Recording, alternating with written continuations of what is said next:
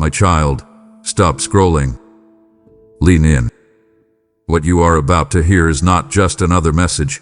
It is my divine interruption in the timeline of your life. This is not by chance. I have drawn you here with purpose, because where you stand right now is not where I intend to leave you. You've been questioning the ground beneath your feet. You've asked, how did I get here? Am I still in your will? And I say to you, now look where you stand. Not with shame, not with fear, but with holy clarity. Because in these words, I am going to reveal where you've been, where you are, and where I'm calling you next. This message is a mirror, a compass, a fire, all in one. It will expose the lies you've believed, unearth the foundations beneath your feet, and reignite what the enemy tried to extinguish. But only if you stay. Do not treat this lightly. The enemy wants you distracted. He wants you to scroll past this moment, to ignore what I'm about to reveal.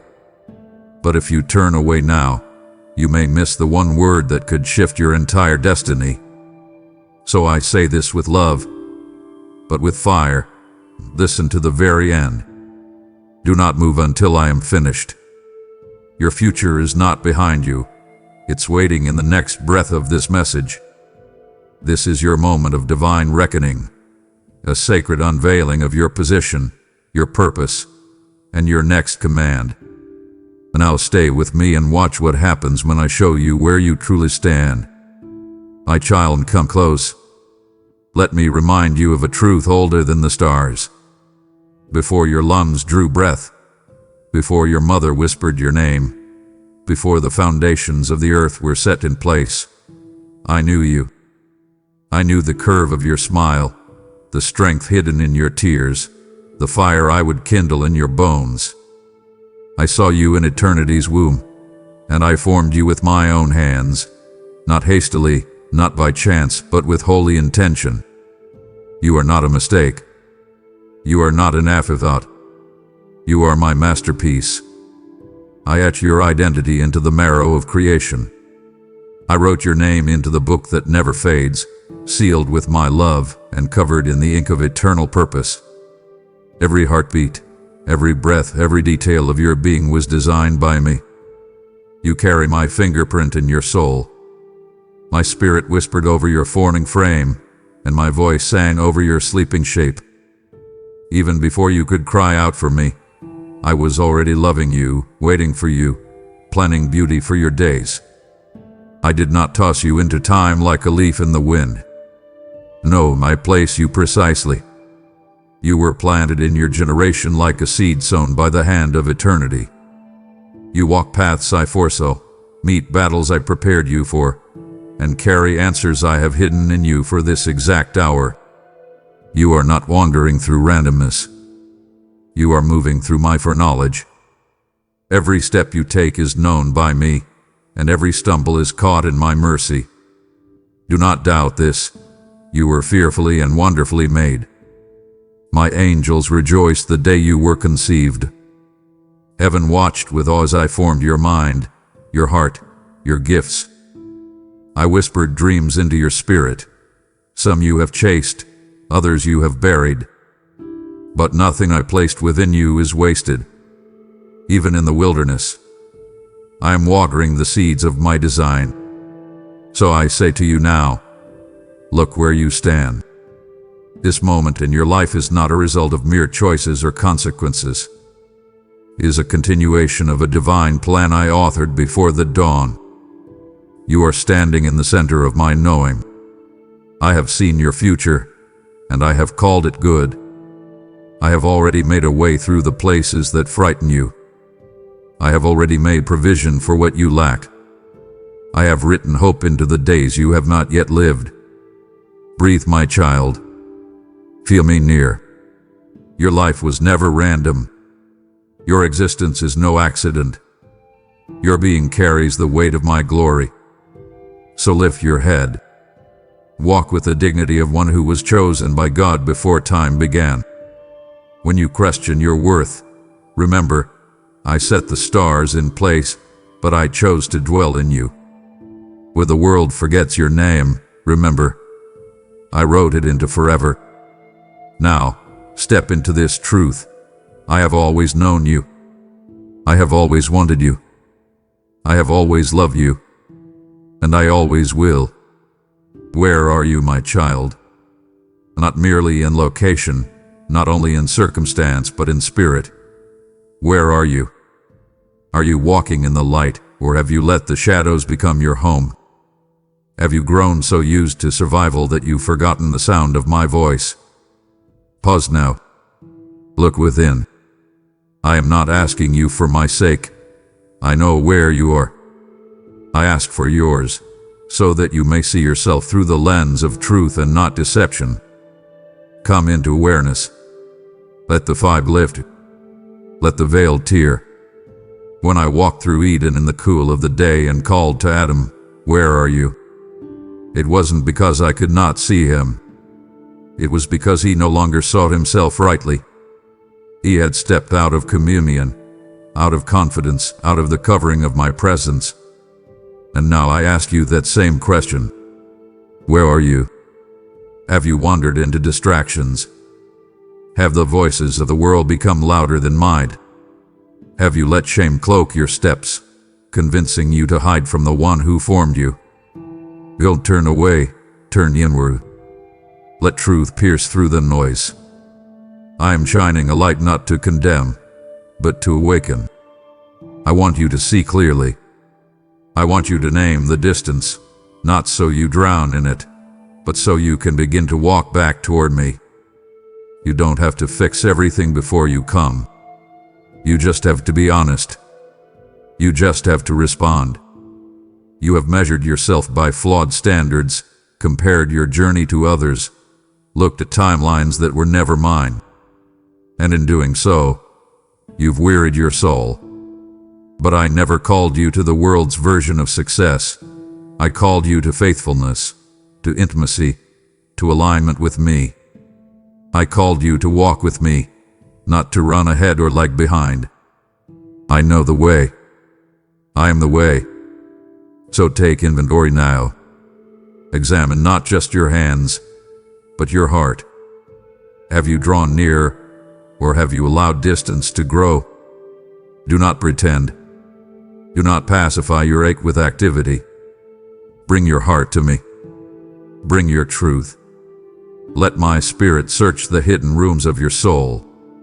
Let my word be your mirror, not the opinion of others, not the failures that haunt you, not the masks you wear to appear strong. You do not need to hide. I already know, and still, I love you. I invite you to return, not to performance, but to presence. Come out of the shadows. Step into my gaze. You are not lost. You are being found. You are not forsaken. You are being called by name. Where are you, my child? I'm right here, closer than your breath, waiting not to scold, but to restore. Come. Let's walk together again. Look down, my child. Do you know the ground upon which you stand? It is not ordinary. It is not soft soil untouched by suffering. No, this ground is holy, blood-stained, war-torn, and yet victorious. You stand not by chance, but because heaven fought for you. The ground beneath your feet has been purchased with the blood of my Son, secured by the cries of angels, sealed by the power of the cross. Do not take it lightly. You did not arrive here by luck or merit. You are not standing in grace because you earned it. You are here because I made a way, through nails, through thorns, through unspeakable pain and unstoppable love. My Son laid down his life to raise you up from the pit. Every drop of blood declared, "This child is mine." Every lash on his back tore through your condemnation. Every shout from Calvary echoed into eternity, sealing your right to stand redeemed. Hell trembled the moment you believed. The gates of darkness shook when my spirit marked you as my own. You may not have felt it, but a war was won the day your soul said yes to me. The enemy lost ground he thought he owned. Chains shattered. Bondages broke. And from that moment, you have walked not in defeat, but in the triumph of my Son. But child, hear me. This ground is not to be taken for granted. It is ground soaked in blood and thunder. It has been wrestled from the grip of darkness. Angels warred for your deliverance. Prayers were sown into the soil of your life, some by you, many by those you've never met. I myself have declared you worthy of this place. You stand in grace because I stood in wrath. You are accepted because my Son was rejected. You are free because he was bound. So plant your feet. Don't let the enemy convince you to retreat. Don't forget what was paid for your position. This is not borrowed land. It is your inheritance. You are not trespassing. You belong here. The cross did not just save you. It positioned you. The resurrection did not just open heaven. It empowered your today. Declare it now. I stand on ground fought for by God himself. Refuse to be moved by guilt, by shame, by fear. This ground is stable, eternal, unshakable. When the winds come, stand firm. When doubt whispers, dig deeper. When temptation pulls, remember the price. I gave everything so you could stand freely, boldly, fully loved. The enemy wants you to forget. I want you to remember. You are not merely standing. You are standing in victory. And this ground shall not be lost. My child, come out of hiding. Step out of the shadows that have cloaked your soul for too long. You were never meant to live in secret pain, secret shame, secret struggles. I am the light, and in me there is no darkness at all. So let me expose, not to destroy you, but to deliver you. The enemy thrives in secrecy, but I thrive in truth. And where my truth shines, freedom begins. You have tucked away pieces of your heart, fearing rejection. You've worn masks to survive. You've pretended to be whole when inside, parts of you were bleeding. But I see beyond the facade. I see what others overlook. I know what you hide, and I still call you mine. You don't need to cover yourself from me. My love covers what your shame cannot. Stand in the light. Confess not with fear, but with courage. Let my healing begin where your hiding ends. I do not shame, I restore. I do not expose to humiliate. I illuminate to resurrect. My spirit is gentle but bold, piercing through every lie you've believed about who you are. When you bring your wounds into my light, I begin to pour oil and wine upon them. I begin to turn ashes into beauty. The shadows will whisper, stay hidden. But I whisper louder, come forth. You were made to walk in the light as I am in the light. You were created to reflect my holiness, to radiate my truth, to shine with the brilliance of one who knows they are loved without conditions.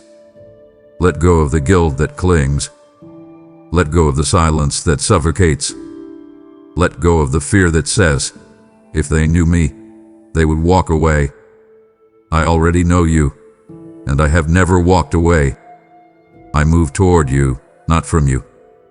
I move with compassion, not condemnation.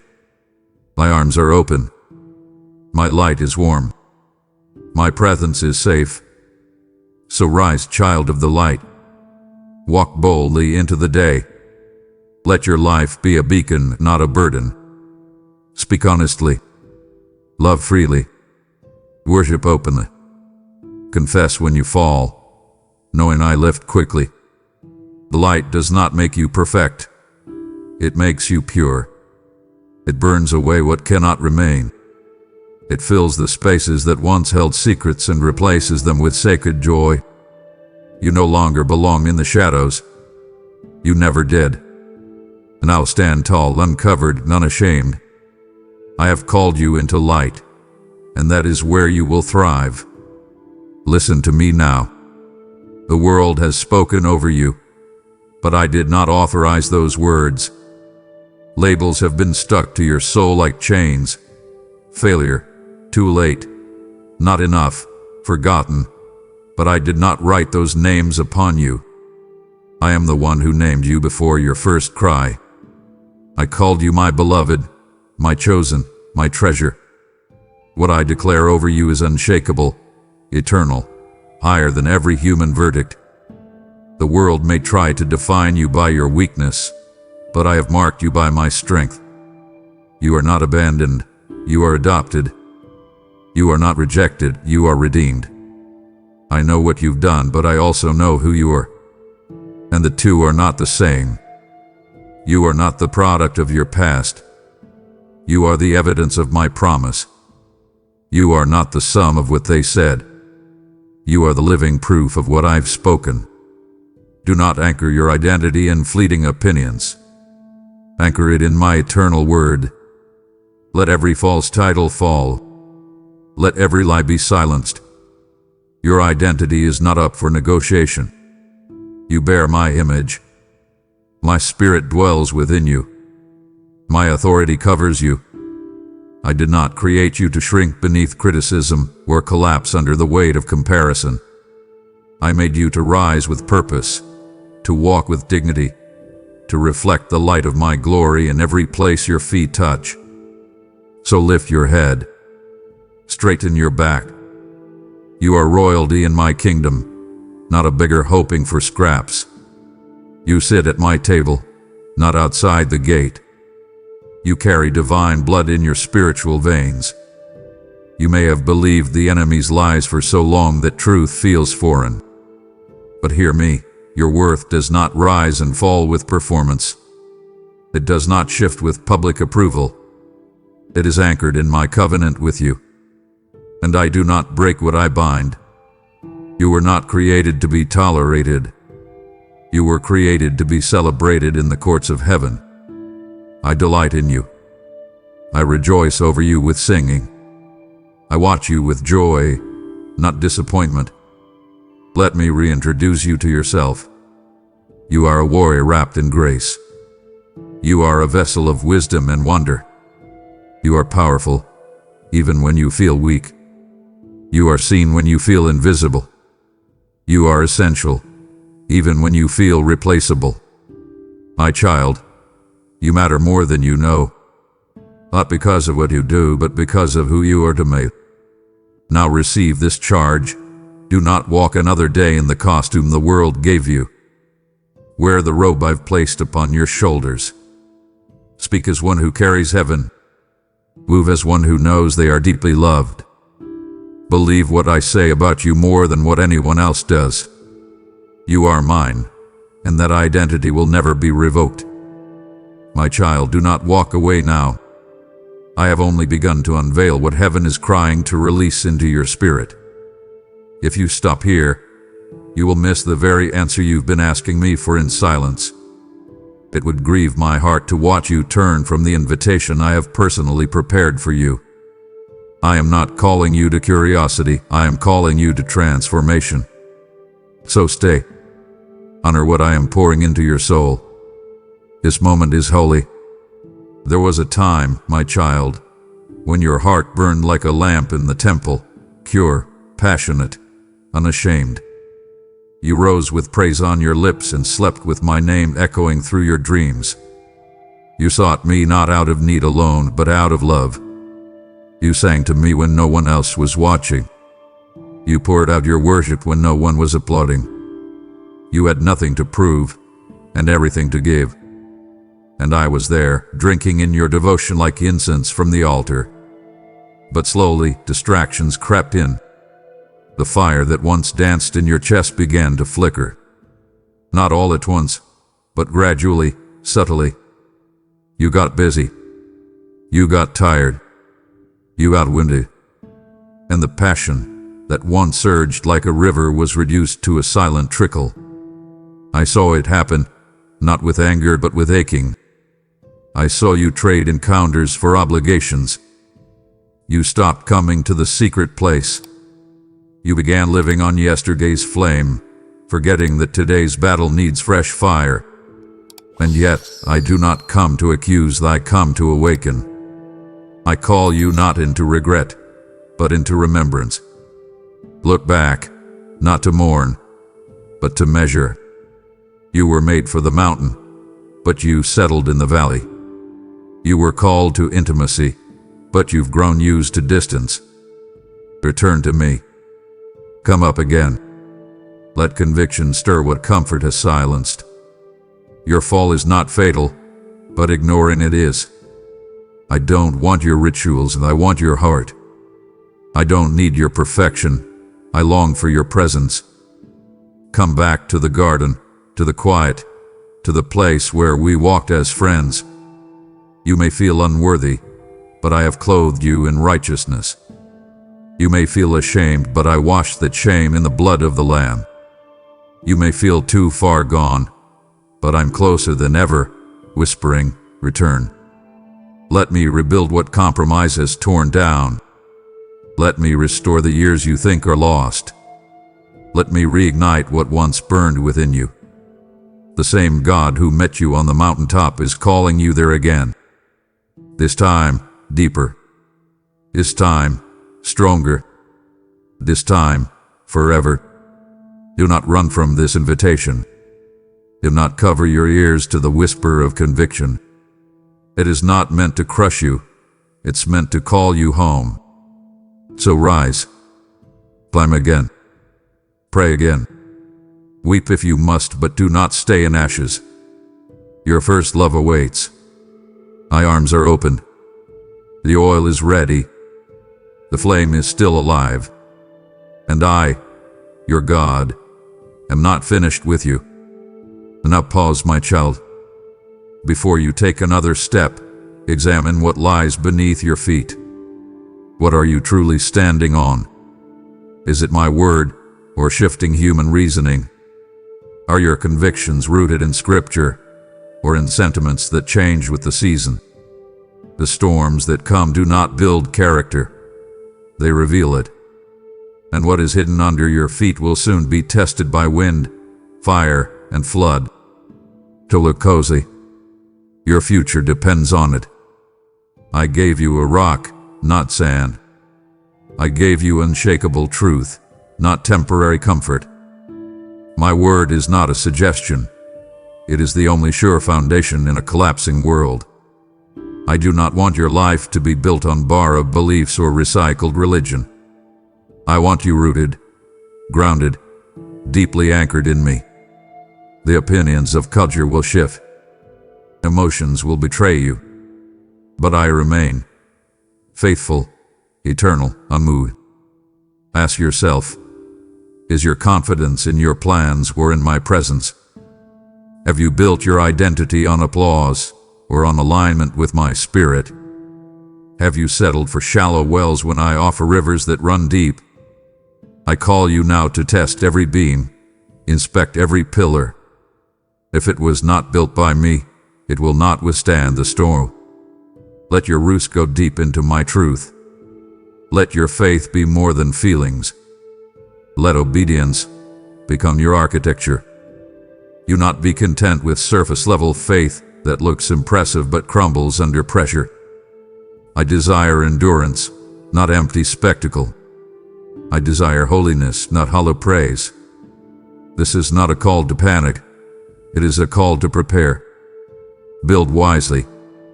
Dig deep. Secure your soul in my promises.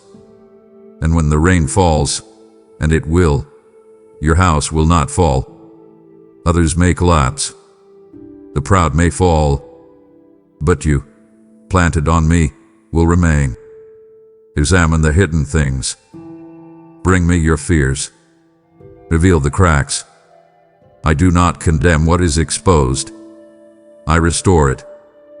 I will reinforce your foundation with wisdom. I will replace broken stones with truth. I will strengthen your frame with grace. But you must first let me rebuild.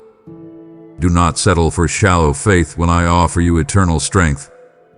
Do not depend on temporary structures to weather eternal battles. Anchor yourself, my child.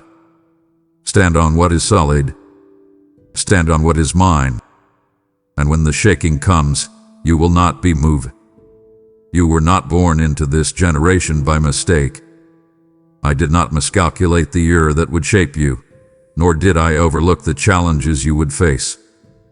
You were divinely appointed for this moment, placed with precision on the timeline of history, equipped for an hour that requires courage, clarity, and consecration. Look around you. Darkness grows thicker, deception runs deeper, fear moves faster. And yet, here you are, breathing, walking, carrying my spirit inside your frame like a torch in the night.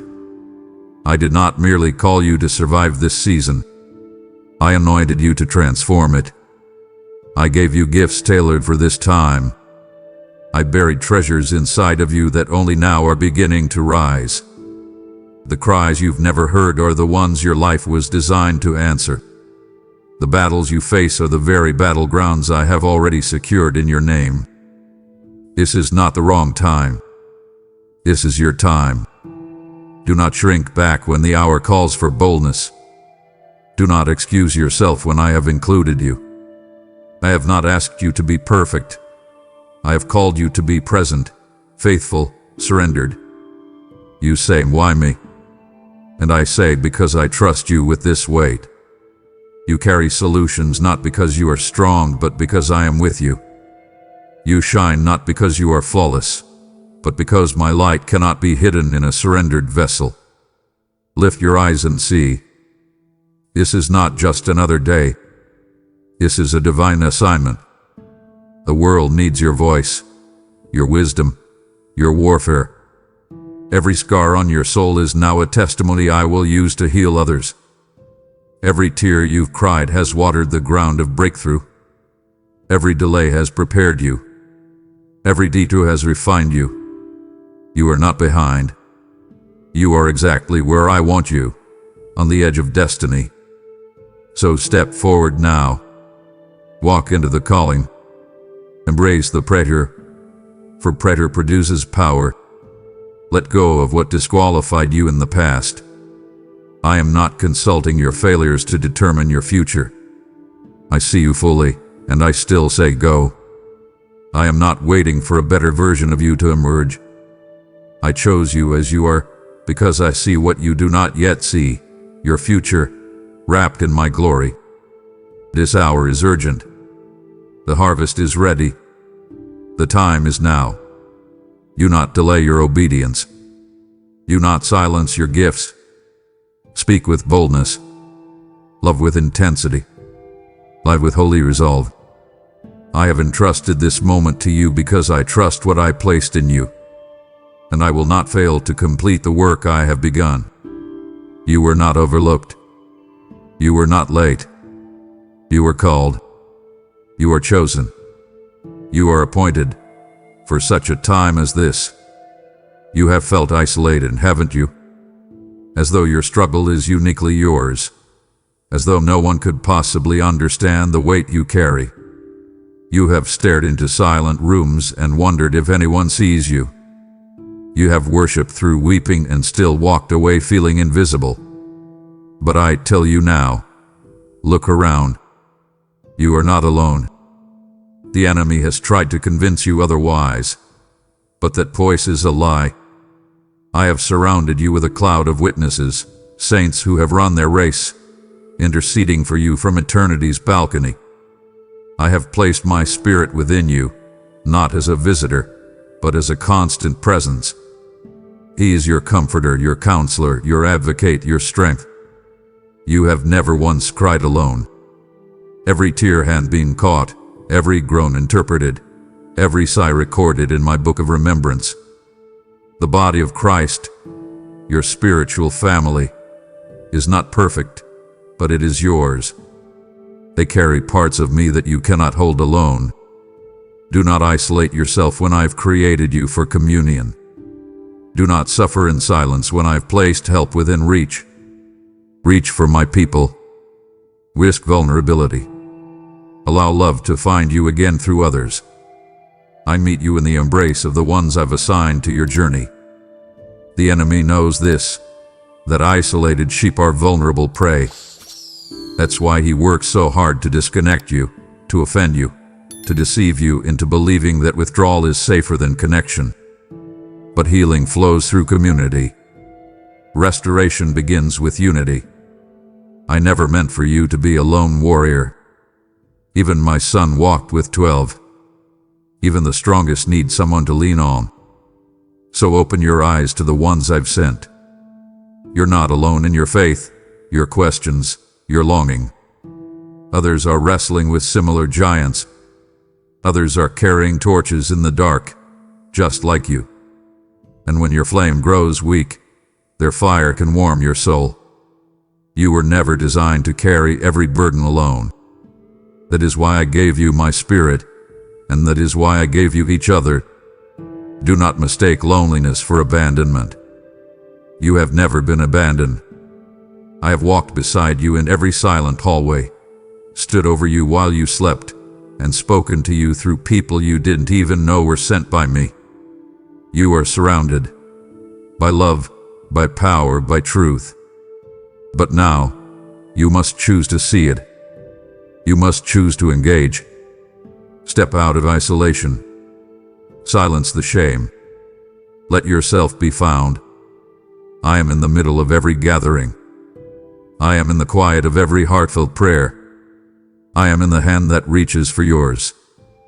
You are part of something greater, something unbreakable. My church, my bride, my body, this is where you belong. So come home to community. Hambat Ganetian. You are not meant to walk this road alone, and you never have. You've questioned the pace, haven't you?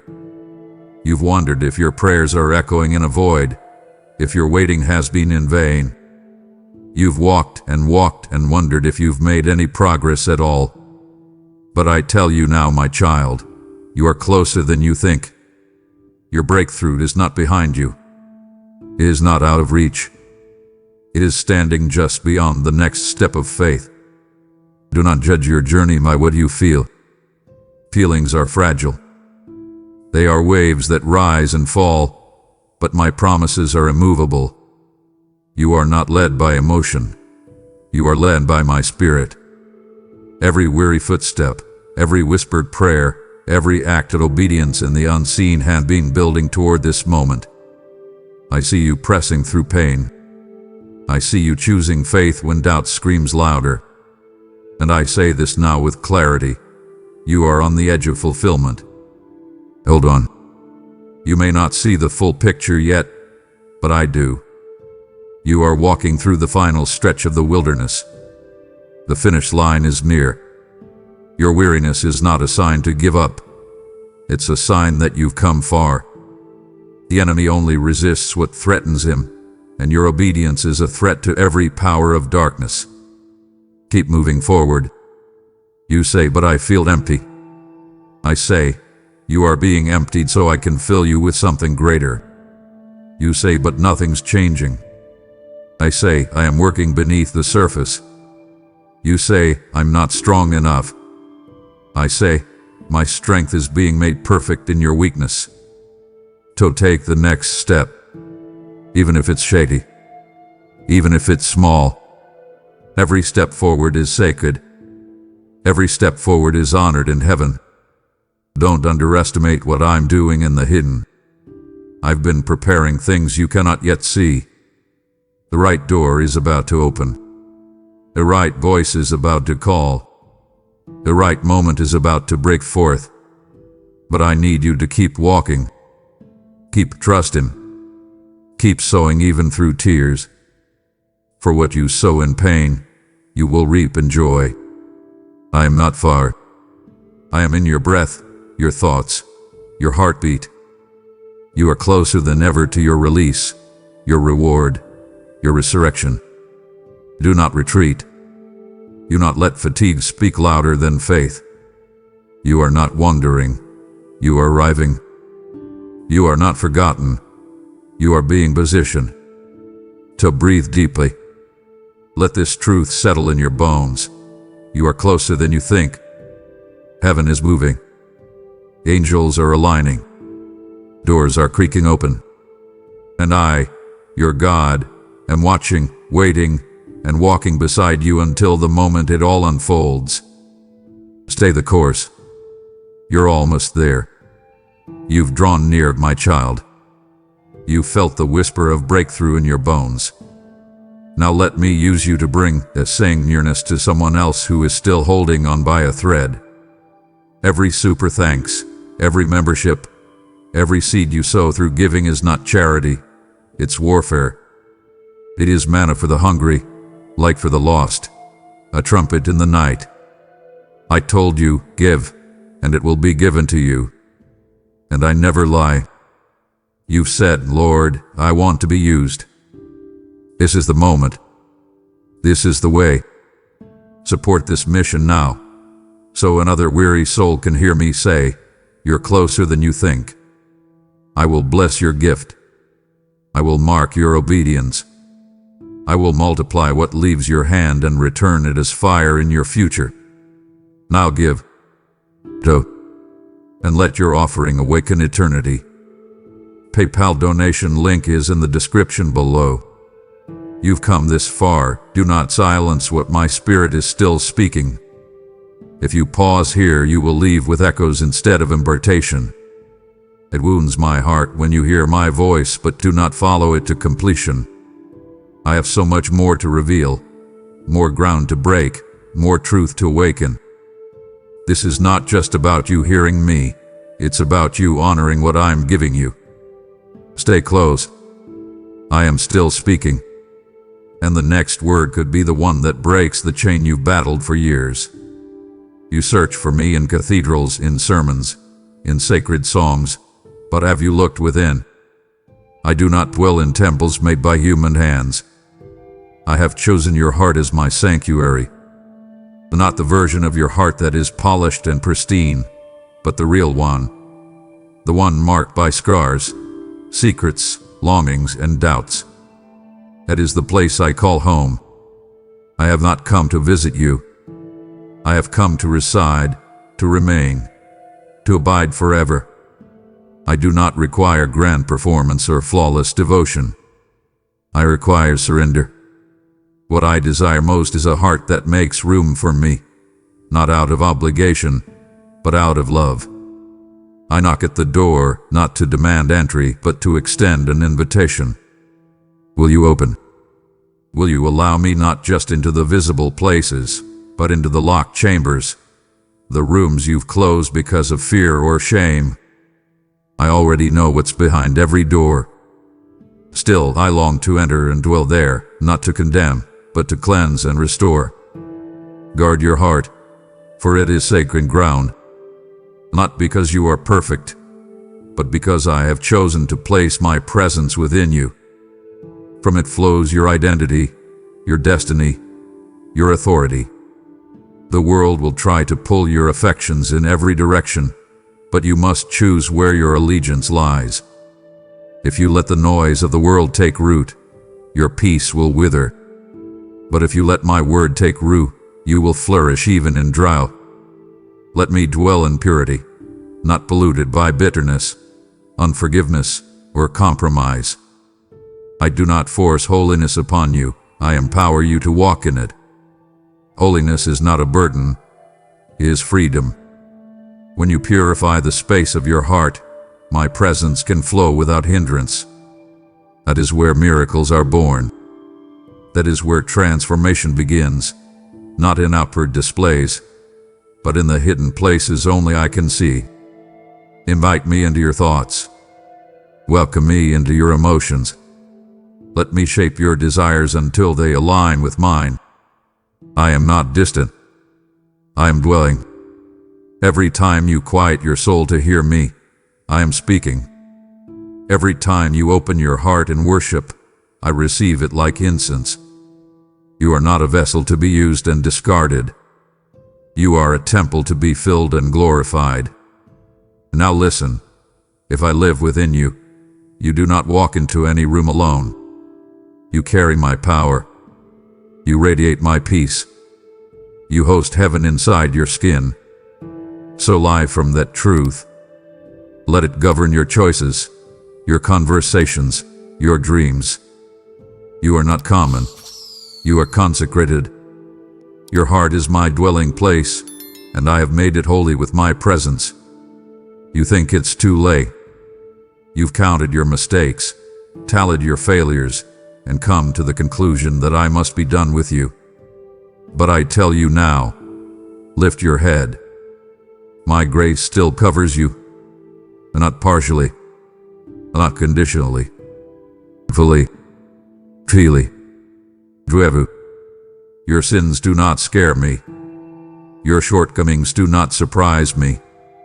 I knew them before you committed them, and yet I still chose to call you, to redeem you, to cover you with a love that never ends. I do not withdraw from brokenness. I move toward it. My mercy is not a limited resource. It is renewed every morning, flowing fresh like the dawn that never fails. You have not exhausted my kindness. You have not worn out my patience. My grace is not fragile. It is fierce, unwavering, and relentless in its pursuit of your restoration. I do not merely forgive, I restore. I do not just erase the stain, I rewrite the story. Stop rehearsing your regret. Stop disqualifying yourself from what I've already declared. I do not consult your past to determine your future. When I look at you, I see the righteousness of my Son. I see the covering of the blood that was shed for you. My grace is not passive, it is power. Power to rise again. Power to walk free. Power to live without the shadow of shame. You say, but I failed again. And I say, my grace is still sufficient. You say, I don't deserve this. And I say, that's why it's called grace. I am not looking for perfection. I am looking for surrender. When you come to me broken, I do not push you away, I draw you close. I bandage the wounds. I silence the accuser. I remind you that your name is still written on my hands. Stand not in shame. Stand in redemption. Walk not with your head down, but with the confidence of one who is deeply, eternally loved. Grace does not ignore sin. It overcomes it. Grace is not a license to continue in darkness. It is the light that leads you out of it. Let it cleanse your conscience. Let it reset your identity.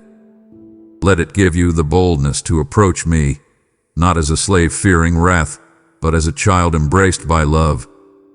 Now rise. Take off the garments of guilt. Put on the robe of righteousness I've tailored for you. I have not revoked your calling. I have not erased your purpose. My grace still covers you, and because of that, your story is far from over. When the winds rise and the earth shakes, when promises seem delayed and fear whispers in the dark, where is your faith anchored? Is it grounded in emotions that change with the day, or is it secured in my eternal word that never fails? Faith, my child, is not about feeling. It is about foundation. It is not built in the absence of storms, but proven in the middle of them. I never promised a life without waves. I promised you would not be consumed. I did not say the fire wouldn't come. I said it wouldn't burn you. But for that to be true in your experience, your faith must be anchored not in outcomes but in me. Circumstances shift. People fail. Expectations crumble. But I remain. Anchor your soul in the one who never moves. Faith sees beyond the visible. It hears my whisper above the noise. It remembers my faithfulness in the silence. Do not let doubt build its house in your mind. You have the mind of Christ. Use it. Speak to fear and remind it who reigns. Speak to the storm and declare who is in your boat. I am not shaken by what surrounds you, and if I am with you, Neither should you be. Do not anchor your faith in answered prayers alone. Anchor it in my nature. I am good, even when the outcome isn't what you hoped for. I am sovereign, even when you don't understand the plan.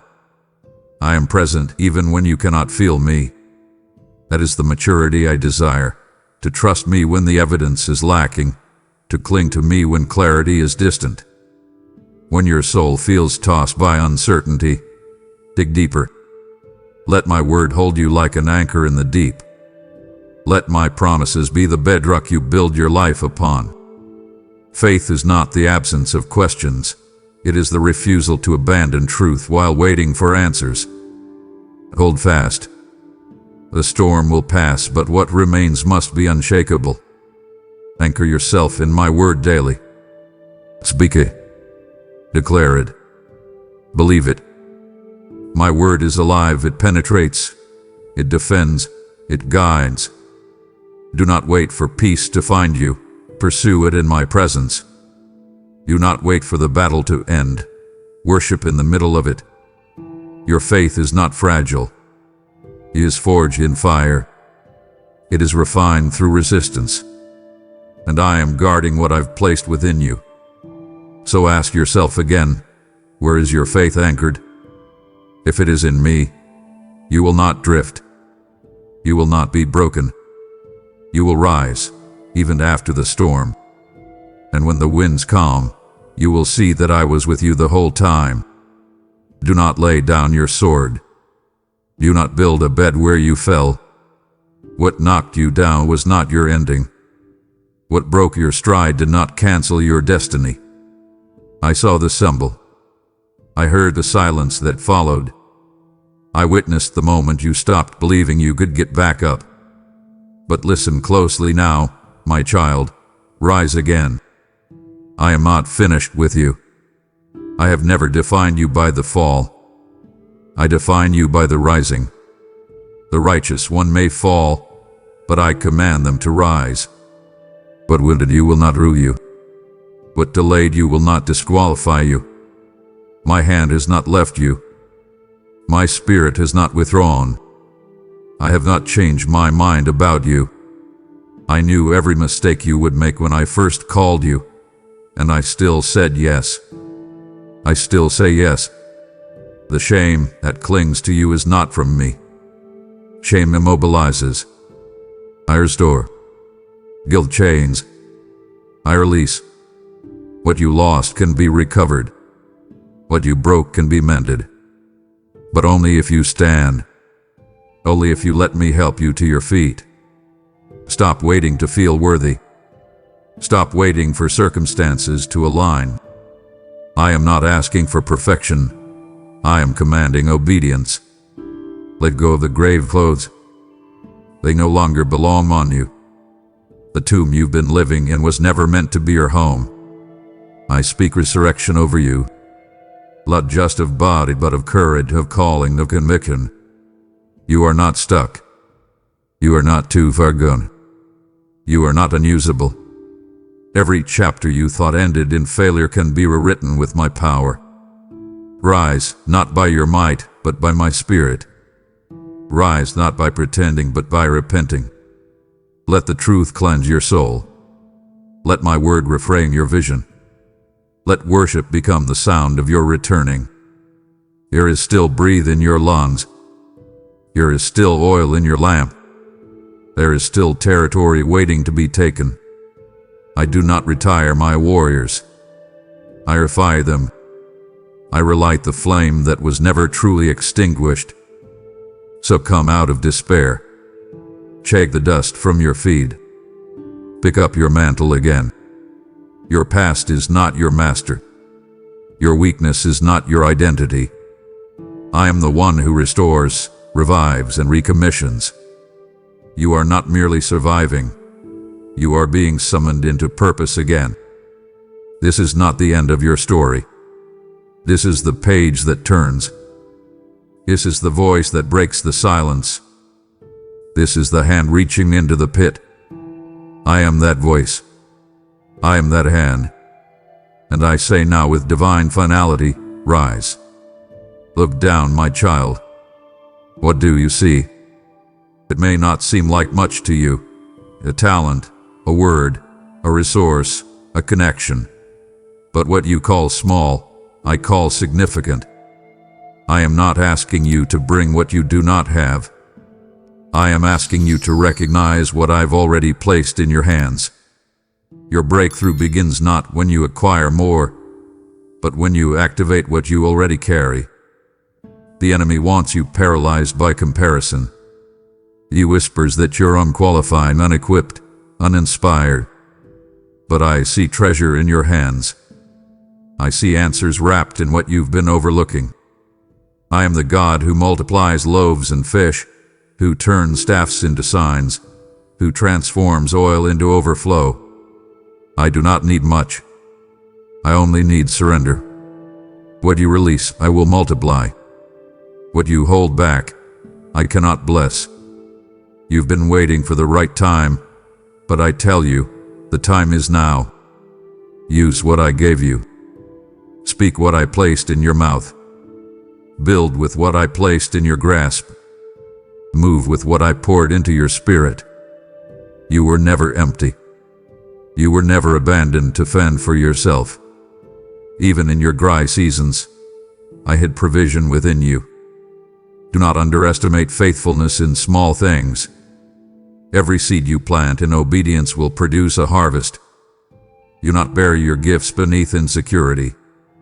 Do not hide your calling behind excuses. Step forward. Open your mouth. Stretch out your hands.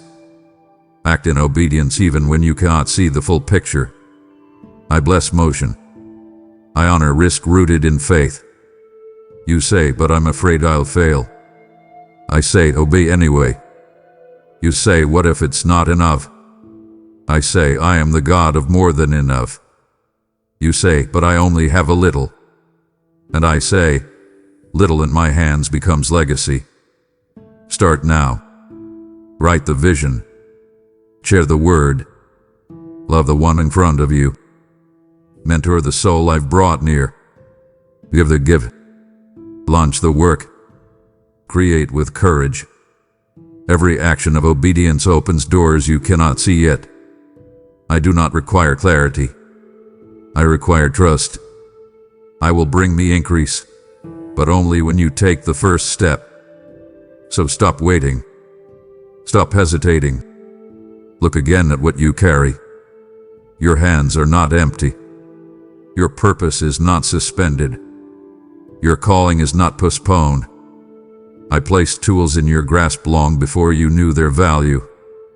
Now use them, and watch me multiply what seemed insignificant into something eternal. Do not drift now, not when you are standing in the fire of my refining love. I am drawing you deeper, not out of demand, but because I see what still needs to be awakened within you. If you walk away, your heart may forget what your spirit has begun to receive. This isn't entertainment, it's encounter. I am unfolding a blueprint for your deliverance, for your destiny. Don't abort the process. Stay with me. I am still shaping you. Be alert now. The enemy does not always come with force. He comes with suggestion. He twists truth until it sounds like wisdom. He distorts reality until it feels like your own voice. That is why I say to you now, guard your mind. Guard your ears. Guard your atmosphere. The war for your destiny is weighted in your perception, and deception is his first weapon. He will not always attack your body, he will attack your identity. He will whisper that you are unloved, unworthy, unchosen. If you do not recognize that voice for what it is, you will begin to repeat it as your own. But hear me, I have given you the mind of Christ. I have equipped you with the authority to silence the serpent. My word is your sword, and truth is your shield. Use them.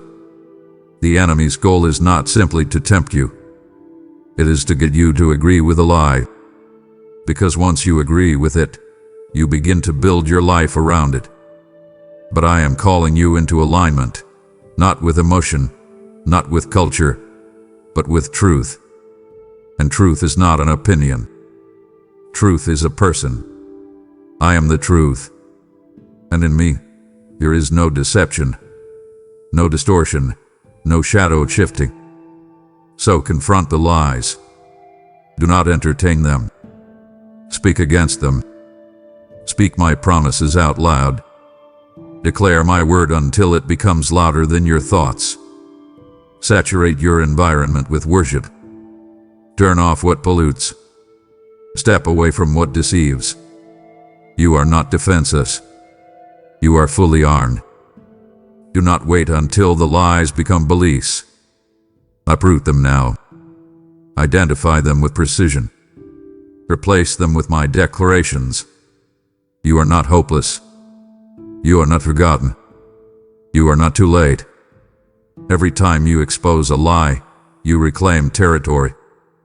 Every time you reject deception, you strengthen your spiritual frame.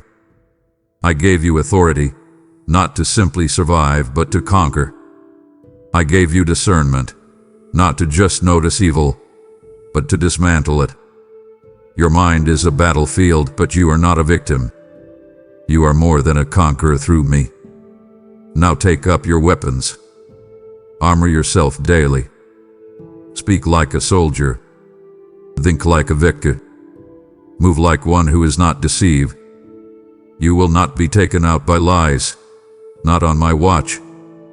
But you must rise in truth. Guard your gates. Reject what does not align with my word. Let light expose every hidden scheme. And walk forward. Eyes open, heart steady, mind fortified. Be vigilant now. Open your eyes. The battle is not metaphorical, it is real. Though unseen by the natural eye, you walk daily through a war zone where destinies are hunted, callings are contested, and souls are weighed in the balance. Your adversary is not imaginary. He is not idle. He prowls, searching, studying, waiting for the unaware to grow sleepy in spirit. You cannot afford to slumber. The hour is late, and the urgency is holy. What you tolerate in distraction, he exploits in destruction. Every neglected prayer becomes an unlocked gate. Every compromised conviction becomes an open door. That is why I urge you, stay watchful. Keep your lamp trimmed. Let your oil be fresh. Do not settle for borrowed fire. Cultivate intimacy with me that cannot be extinguished in darkness. I have not left you vulnerable. I have armored you with righteousness, with truth, with salvation, with peace, with faith, and with the sword of my spirit. But armor is only effective when worn, not admired. Put it on daily. Do not wait for the enemy's strike to prepare for war. Be proactive in resistance. Be relentless in discernment. Be unmoved in your vigilance. Watch over your heart. Guard your mouth. Examine your thoughts. What begins as small compromise always seeks expansion. Sin rarely enters with a shout. It creeps in through silence, excuses, and delay. Stay alert. Examine your atmosphere. What you allow into your life carries influence. Choose carefully what you entertain. Deception often wears the face of familiarity. Do not be lulled by comfort. Do not confuse stillness with safety. Even in peace, remain armed. Your awareness is your advantage. The enemy flees from those who remain alert. He cannot overtake what he cannot deceive. Fill your mind with my word. Fill your spirit with prayer. Worship is not decoration. It is a weapon. Grace is not a filler. It is a fortress. Use what I have given you. Let intercession rise. Let discernment be sharpened. Let holy hunger consume what apathy tried to numb. I am returning for a watchful bride, not a distracted one. Do not let the oil of your spirit run dry. Do not sleep while the thief moves. Today awake, Stay engaging. Stay ready. The enemy roams, but I reign. He schemes, but I see all. He plans, but I prevail. If you remain in me, no trap can ensnare you. No scheme can destroy you. No shadow can silence you. I am the shepherd who never sleeps. I am the king who never abdicates. I am with you, but I require your watchfulness. Stand on the wall. Blow the trumpet. Live as one awake. The time is now. Guard the flame I've placed within you, and let nothing extinguish what I have ignited. You cannot live by opinions and expect to walk in truth. You cannot navigate the storm by the compass of culture. You must return to the one thing that never bends, never lies, never fails: my word. My word is not decorative poetry for the spiritual. It is the plumb line of your life. It is the mirror that reveals, the sword that divides, the light that exposes.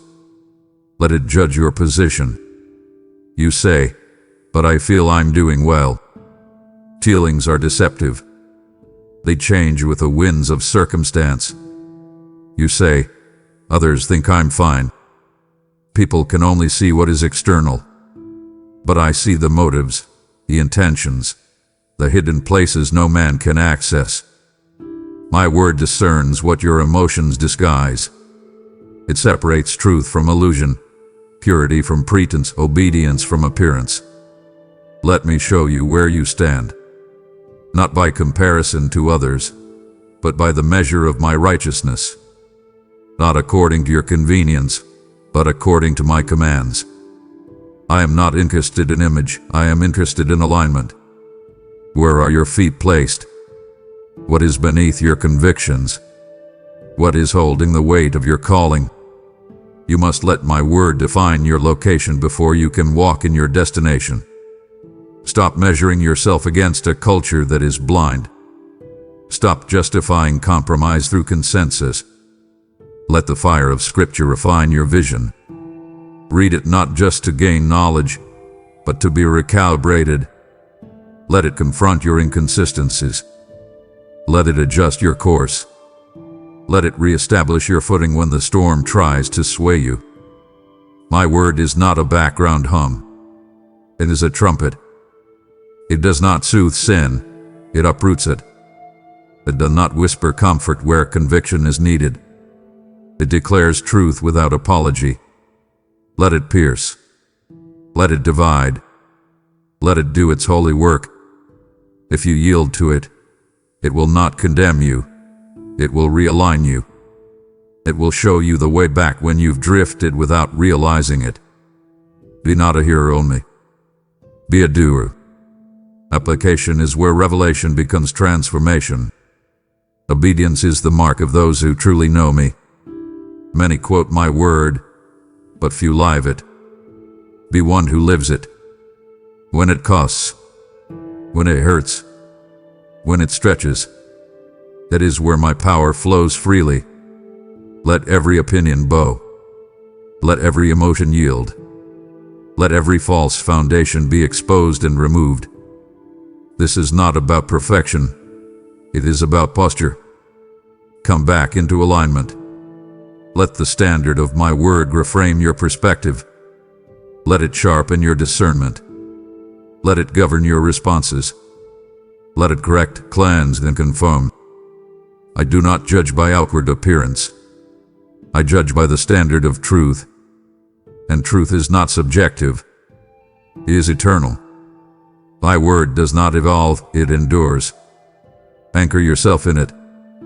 Allow it to challenge and change you. Let it be your map, your mirror, your measure, and you will not be shaken. You were never created for the valley of complacency. You were not fashioned to survive in shallow waters. There's more, and I'm still calling you higher. You may have paused your pursuit, but I have not withdrawn my invitation. You may have grown weary, distracted, or content with surface encounters, but I am not content. I know what I place within you. I know the mountaintop is your inheritance, not the foothills of safety. Leave the crowd. Come out. There are revelations I reserve for those who ascend. There are secrets I share only with those who hunger for more than comfort. I am not abreast with attendance. I long for abandonment. Let go of the excuses, the attachments, the distractions. You cannot climb while clinging to what I've asked you to release. Holiness is not legalism. It is alignment with my presence. You feel the stirring, don't you? That sense that you were made for more. That's not ambition. That's awakening. That is my spirit igniting the embers that once blazed. I am not condemning you. I am awakening you. Your spirit is responding to the upward call. The invitation remains. But you must move. Higher ground requires discipline. It requires intentionality. It requires sacrifice. But it also brings clarity, intimacy, authority. The higher you go, the less the noise below can distract you. The clearer your vision becomes. The more my voice resounds. You do not need more information, you need elevation. You do not need another confirmation. You need consecration. I have more to show you. I have more to speak. I have more to entrust. But I reveal my treasures to those who value them. Come into the secret place again. Climb past apathy. Climb past compromise. Let your hunger grow louder than your habits. Let your desire outweigh your convenience. I do not shout to those at a distance. I whisper to those who draw near. You are not too far gone. You are not too late. You are not too weak. I am not calling the strongest. I am calling the willing. If you move toward me, I will lift you. If you ascend, I will meet you. If you stretch your hand, I will pull you higher. This is your invitation to leave the familiar and step into fire, the fire of deeper encounter, of holy transformation, of unshakable identity. Rise now. Shake off the dust. Refuse the plateau. Come out of the crowd. Climb the mountain of intimacy. You were made to dwell in my presence, not visit occasionally. There is more purity, more authority, more power, more revelation. And I will withhold nothing from the one who seeks me fully. You have not seen your greatest days. You have not reached your ceiling. You have not exhausted my depths. I am still calling. I am still waiting. I am still reaching. Now come. You've come far, but you're not finished. You've endured wildernesses, climbed mountains, and walked through valleys shadowed with doubt. You've questioned your strength, wrestled with surrender, and wondered if you were truly chosen. But now, my child, I ask you to stop looking behind. Forget what is past. Lay down the weights of yesterday's mistakes and yesterday's victories. You cannot walk forward while gazing backward. Your next chapter does not depend on what was, it depends on what is. And what is me. I am your beginning and your end, your source and your destination. You do not move alone. You move in me. I do not tell you to walk in your own strength. I tell you to walk in mine. I go before you. I walk beside you. I guard your rear. Every step you take under my covering is divinely appointed, protected, and empowered. Do not hesitate because of what you feel. Obey because of what I have spoken. Now stand. Stand not in pride or pretense, but in the full awareness of who you are in me. You are not timid, not lost, not abandoned. You are established. You are anchored. You are armored. Your foundation is not made of sand. It is carved from the immovable rock of my truth. No force of hell can overturn what I have built in you if you remain in me. I did not train you in secret so you would shrink in public. I trained you so you would step out and shine. Let courage rise now. Let hesitation fall like chains to the ground. Take the mantle I've placed upon your shoulders. Wield the authority I've placed in your voice. Use the wisdom I've poured into your spirit. Every scar you carry is a testimony, not a weakness. Every lesson I taught you in the dark was preparation for the days ahead. The world is not waiting for your perfection. It is waiting for your obedience. Do not delay. The time for indecision is over. The hour is urgent, and you were appointed for such a time as this. Your light is needed in the places that seem most hopeless. Your voice is a trumpet that carries heaven's tone. Your presence shifts atmospheres because I dwell in you. This is not your moment to question whether you are ready. I have already said you are. And when I declare it, no other voice can revoke it. Take that first step. Step out of the fear that kept you confined. Step past the failure that tried to define you. Step over the doubt that whispered you were not enough. You are more than enough when you move in me. Doors will open not because you force them, but because I go before you. Provision will meet your feet as you walk. Revelation will meet your eyes as you trust. And power will meet your hands as you serve. This is your moment. This is your instruction. This is your release. Do not just believe, move. Do not just worship, go. Do not just stand, advance. The past is covered. The present is anointed. The future is secured. You are not moving into uncertainty. You are walking into fulfillment. So I say again, with all authority in heaven and on earth, now, stand in me and move forward. Let nothing stop you. Let nothing silence you. Let nothing pull you backward. Your season is now. Your ground is firm. Your God is with you. Oh, I am already waiting at your next step. You stood in me. You've heard my command to move forward. But now, I am calling you to take one more step for someone else. Your gift today becomes a doorway for another soul to rise. Every membership you join, every super thanks you give, every offering through PayPal is not about helping a platform. It's about carrying my voice into prison cells, hospital rooms, silent cars, and sleepless nights. I am the God who said, "Those who refresh others will themselves be refreshed," and I do not speak without power. You said to me, "Lord, send me." And I say to you now, I am. Your obedience in this moment is a prophetic seed. He opens the heavens over others and over you. Now act. Partner with me. Click below, sow the gift, and let this word run like fire across the earth. You will find the PayPal donation link in the video description. Now pause, my child. Let what you've heard sink deep into your spirit. Don't rush past this moment. Let my words echo louder than your fears, louder than your failures, louder than every voice that tried to define you.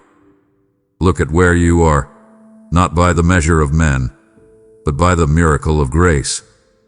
You are standing in victory. You are positioned in purpose. You are no longer wandering, you are walking forward in me. Now I ask you, speak it. Say it aloud. Proclaim what I have declared over you. Write it in the comments. Inscribe it on your heart. Declare it out loud. I know where I stand. I stand in Him. I rise, I move, I advance, because I am not finished. My past is behind me. My purpose is before me. My God is within me. Don't let this be just a message you watched. Let it be a moment you marked. Use your voice. Take your stand. Claim your ground. And if you felt the fire stir within you, I invite you, comment with faith. Type "I stand in Him" below. Let the world and every unseen force know. You are no longer shrinking, no longer hiding, no longer second-guessing your place. You are established. You are anointed. You are rising. Now speak it. Declare it. Live it. I am with you, and this is just the beginning. I am calling you to a sacred pause, a stillness that feels foreign in your hurried world. Listen now, not with your ears, but with the deepest part of your soul, for it is I. I am asking you to halt. I see the pace you keep, the relentless momentum that pulls you from morning until night, leaving you breathless and weary. You run, trying to outpace the anxiety about tomorrow, convinced that if you just work a little harder, worry a little more, you can finally get ahead of it all. I see the pressure you carry from your work, a weight on your shoulders so constant you've almost forgotten it's there. You feel it in the tension in your neck, in the tightness of your jaw. It's the silent demand to be more, to do more, to never be enough. That pressure is not from me. I am here with you, in the middle of it all. I hear the unspoken words in your home, the quiet friction, the tensions that hang in the air that you pretend not to notice but that drain your spirit. You long for peace, for an easy fellowship, but it feels distant, complicated. And I feel that deep, hidden ache within you, the one that whispers you have been overlooked, forgotten. You give so much, you try so hard, yet you feel your efforts vanish into thin air, unseen and unappreciated. My precious one, I see it all. I see you. And that is why I am calling you to stop. This moment, right now, is not a worldly interruption. It is not another task on your to-do list, another notification demanding your attention. This is a divine appointment. Consider this the quiet pause before a storm finally breaks, the deep, steadying breath you take before you face a challenge that you know will change everything. We are in that sacred space together, you and I. I need you to still your heart before me. All those voices in your head, the deadlines, the financial worries, the constant replay of conversations you wish had gone differently, the fear of what the future holds, they are a deafening clamor. That internal noise is not your guide, it is your prison. I want you to picture all of it as a loud, crowded room. Now, take my hand. Let us step out into the quiet hallway together, just for a while, and close the door on that noise. Let my voice be the only one you hear. In this silence, I have something of eternal weight to reveal to you, something about where you truly stand. It's a truth so profound it can anchor your soul and shift your entire perspective.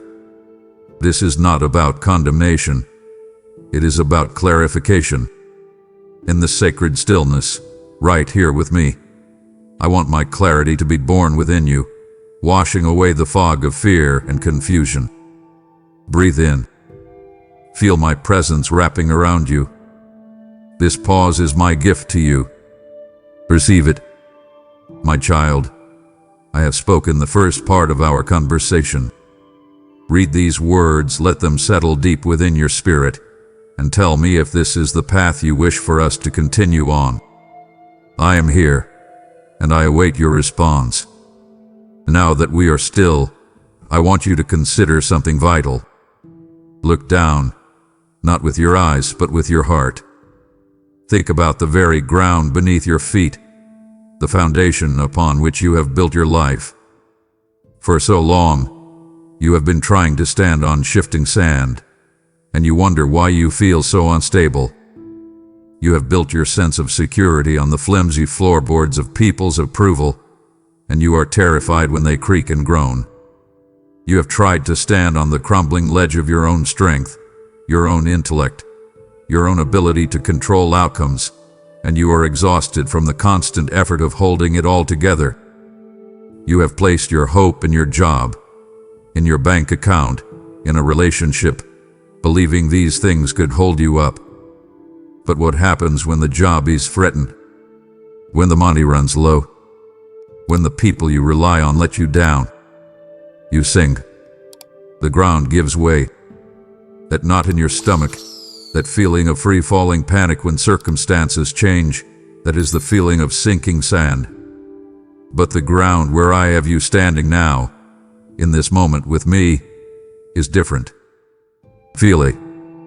This is bedrock. This is my unchanging word and my eternal promises to you. Feel the solidity of it. It does not tremble when your emotions quake. It does not crack when the pressure of the world mounts against you. It does not wash away when the storms of life rage. For years you have treated my promises as hopeful ideas, as comforting words, but not as the very reality you stand upon. I am inviting you to change that now. I am the rock of ages, the firm foundation that can never be moved. When you build your life on me, you are building on something eternal.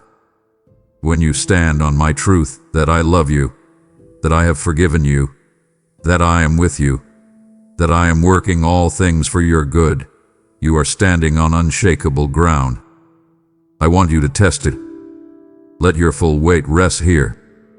Lean into my promises with everything you have. Surrender your need to find stability elsewhere.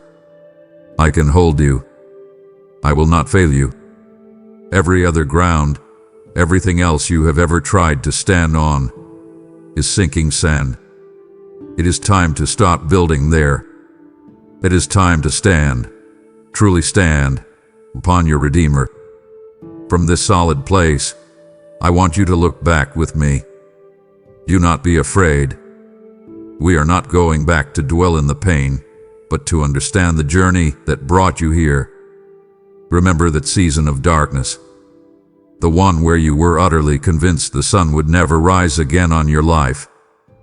You remember the loneliness so profound it felt like a physical weight on your chest, making it hard to breathe. You remember the fear that came with the doctor's report, the betrayal that shattered your trust, the failure that filled you with a shame so deep you could barely look at yourself. You walked through those valleys of shadow, and you were terrified. You felt abandoned. But I want to correct your memory, my child. You felt alone, but you were never for a single second alone. I was with you. My hand was on you even when you could not feel it. Every tear you cried into your pillow in the dead of night, I saw, and I collected. They were precious to me. Every whispered, desperate prayer that you thought was lost to the silence, I heard as a triumphant shout in the courts of heaven, for it was the sound of my child reaching for their father. I was the good shepherd who sought you in the rocky depths of your despair. When you were too weak to take another step, it was I who carried you. Now, from this vantage point of solid ground, I want you to turn around and look. See how far you have climbed. See the place of your despair, now far below you. The ascent was grueling. There were days you were certain you could not go on, that the climb was too steep, the path too treacherous. And in your own strength, you were right. You couldn't. But my strength was made perfect in your weakness. Every time you thought you would fall, my grace was there to hold you up. This view you have now, this place of stability where you stand, was not an accident. It is not a place you stumbled into by luck. It was forged in the fire of a journey that we, you and I, walked together, hand in hand, every step of the way. Do not forget the path, for remembering the journey is what gives this present moment its glorious weight. As you look back on that journey, you see the scars. I know you do. Do not turn away from them. I want you to look at them closely, with me beside you. I see the healed wound from that relationship that ended in heartbreak. I see the mark left on your confidence from that project that failed, that business that closed.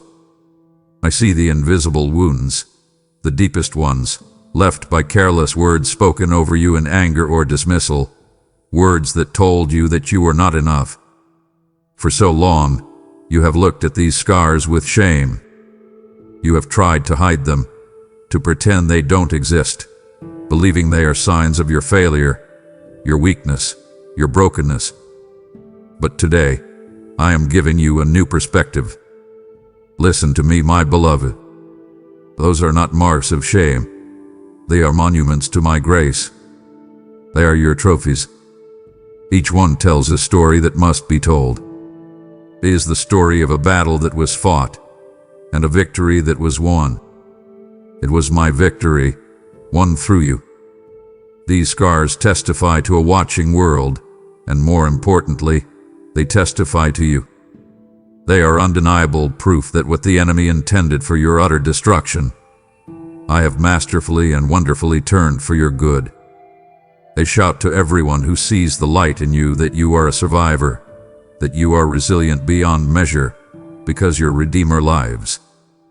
You are living proof that a wound can be healed, that a heart can be mended, that a life can be restored. So I command you, do not hide them anymore.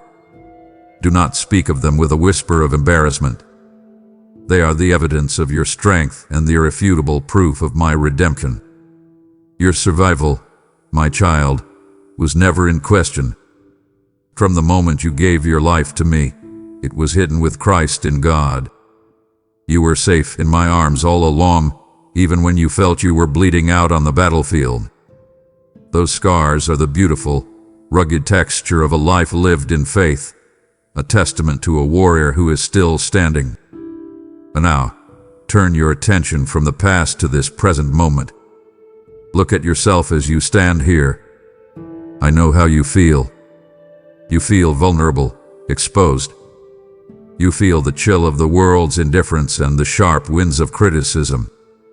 You feel unprepared for the spiritual battles that rage around you and for the subtle temptations that seek to trip you up. But the way you feel is not the reality of who you are. I want you to see yourself as I see you. You do not stand defenseless. At this very moment, you are clothed in my divine might, wrapped in spiritual armor so real and so powerful it makes the armies of this world look like children playing with toys. This is not a metaphor, it is your reality. I want you to feel it now. Feel the weight and strength of the helmet of salvation on your head. It is what guards your mind from the lies of the enemy, the thoughts that spiral into anxiety and despair. It keeps your thinking aligned with my thoughts of hope and a future. Sense the breastplate of righteousness covering your chest, protecting your heart. This is not a righteousness you earned. It is a gift from me, the very righteousness of Christ Himself. It shields your heart from the piercing arrows of accusation and shame, reminding you that you are accepted and loved. Feel the belt of truth fastened securely around your waist. It is my unchanging word that holds you together when you feel you might fall apart. It is your core strength. In your hand, I want you to spiritually lift the shield of faith. See how large and strong it is. This is what you raise when those flaming arrows of doubt, fear, and insecurity come flying at you. They hit the shield and are extinguished instantly. You are not a target, you are a fortress. You are not naked in this battle. You are not unprepared or ill-equipped. I have personally and powerfully armed you for victory. You stand fully equipped, right here, right now, for the very place in which you stand. My child, pause here with me. Can you feel the truth beginning to settle in your soul? We have laid the foundation, but there is so much more I yearn to show you about the company you keep and the very atmosphere you breathe. It would grieve my heart for you to turn back now, content with only a glimpse of your armor, when I long to reveal the fullness of the kingdom you belong to. Do not stop. Stay with me a little longer. What I have to say next is vital for your peace. One of the enemy's oldest and most effective lies is that you are alone. He whispers it to you in the night. No one understands what you're going through. You are isolated in this struggle, You have been abandoned. Today, in this holy pause, I am going to shatter that lie into a million pieces so that it never holds power over you again. I want you to look around, not with your physical eyes, but with the eyes of your spirit. You are not standing alone. You are standing in the midst of a vast and glorious company. See them now, a great cloud of witnesses. All those who have gone before you, the saints, the martyrs, the ordinary men and women who stood on this same rock and fought their fight of faith. They have finished their race, and now they fill the grandstands of heaven, and they are cheering you on. They know the struggle, and they know the victory that awaits. Closer still, my holy angels, powerful warriors of light, are encamped all around you. This is not a storybook fantasy. It is a spiritual fact. They are dispatched from my throne to guard you, to protect you from dangers you will never even see, and to minister to your weary soul. And even closer than the angels, my very own Holy Spirit, your comforter, your advocate, your counselor, and your guide, dwells within you. He is the constant whisper of truth in your heart, the fire that fuels your faith, the peace that settles your spirit. You are never without my presence because he has made his home in you. And look beside you.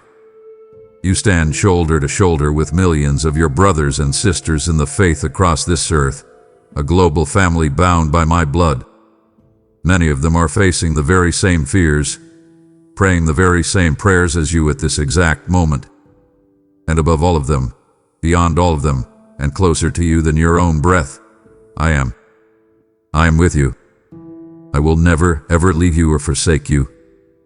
So let this truth sink into the deepest part of your being. Wherever you stand with me and with all of heaven at your back. You are not, and you never will be, alone. Now that you know who you stand with, I want you to discern the very air that you are breathing. Just as you can feel the physical weather, the biting cold, the oppressive humidity, the gentle warmth of the sun, there is a spiritual climate that surrounds you. You know this. You walk into your workplace on a Monday morning, and you can feel it. The air is thick with stress, with the unspoken fear of deadlines and the pressure to perform. You turn on the news or scroll through your phone, and you breathe in the smog of the world's anxiety, its anger, its division. That atmosphere clings to you. You carry it into your home, into your interactions, and before you know it, you begin to mistake that toxic climate for the only reality. You find your own heart growing anxious, your spirit becoming heavy, because you are breathing contaminated air. You have been acting like a thermometer, merely reflecting the spiritual temperature of whatever room you are in. If the room is fearful, you become fearful. If it is tense, you become tense. But that is not who I created you to be. I have made you a thermostat. You, my child, carry my presence within you, and because of that, you have the authority to change the climate wherever you stand. You are not a victim of the spiritual atmosphere. You are my agent to transform it. This is a truth I need you to grasp with both hands. When you walk into a room filled with gossip and negativity, you do not have to participate. Your silence, filled with my peace, can purify the air. When you are in a situation simmering with tension and unforgiveness, your simple words of grace, your choice to not take offense, can release the calming presence of my spirit. This is your power and your calling. So I am commanding you to become aware of your own spiritual breath. Right now, in this moment, I want you to practice. Breathe in deeply. As you do, know that you are breathing in my grace, my love, my unending peace. Now breathe out. As you exhale, release praise, release hope, release a quiet blessing on those around you. With every conscious breath, you are a spiritual thermostat, recalibrating the atmosphere from fear to faith. Do this when you wake up. Do this in your car before you go to work. Do this before you walk through the door of your own home. You carry the weather system of my kingdom within you. Start changing the forecast. As you stand here, my child, clothed in my armor and surrounded by a great company, there is something else that you carry, something you are often completely unaware of. You carry a measure of my own glory. I know that word sounds heavy, even intimidating. In your mind, you imagine glory as an unbearable, shining light, a weight that would crush a mere mortal. But you must understand what this truly means. My glory is not a burden that crushes. It is a substance that empowers. It is the weight that gives you spiritual gravity, that makes your life significant in the unseen realm. It is my very presence, my character, made tangible in and through you. And it is heavier and more real than any trouble you will ever face. You ask, how did I get this? You did not earn it, but you have participated in its creation within you. My word tells you that your present trials, which you experience as so heavy, are in reality light and momentary. And what are they producing for you? They are achieving for you an eternal weight of glory that is beyond all comparison. Think of this. Every time you chose to trust me in the darkness, a particle of glory was added. Every time you chose to forgive when you were wounded, the weight increased. Every time you stood on my promises, when your feelings screamed otherwise, you became more substantial in the spirit. This glory is what shines from within you. It is the light people see in your eyes when you speak of me. It is the unexplainable peace you carry in a crisis, the warmth they feel when you show them a simple kindness. It is my presence in you, becoming visible to a searching world. You were created to reflect my image, and this is what that means. Do not shrink from this high calling, but you must carry it with profound humility. Understand that this light, this weight, is not your own.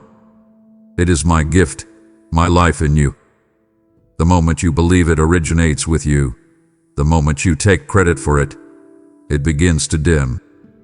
Your task is not to generate the light, but simply to be a clean lamp. Stay close to me, keep your heart pure, and my glory will shine through you, drawing others out of their own darkness into my marvelous light. I want you to look down again, my child. Look at the rock you are standing on. Do you see what is flowing from it? I want you to see it with your spiritual eyes. There are streams of living water gushing forth, flowing to you and all around you.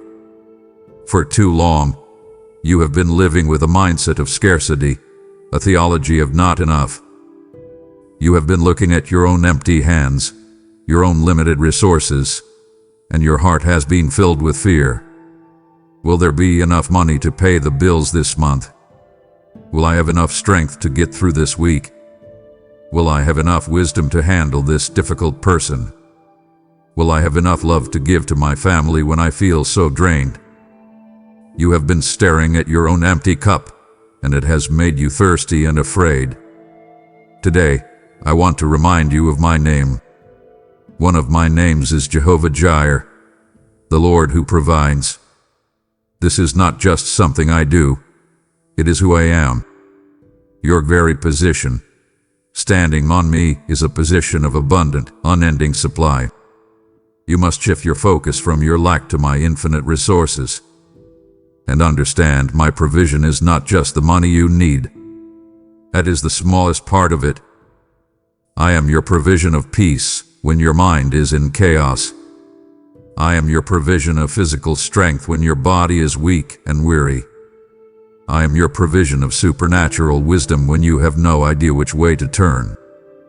I am your provision of patience when you are at your limit. I am your provision of love when your own heart feels empty and broken.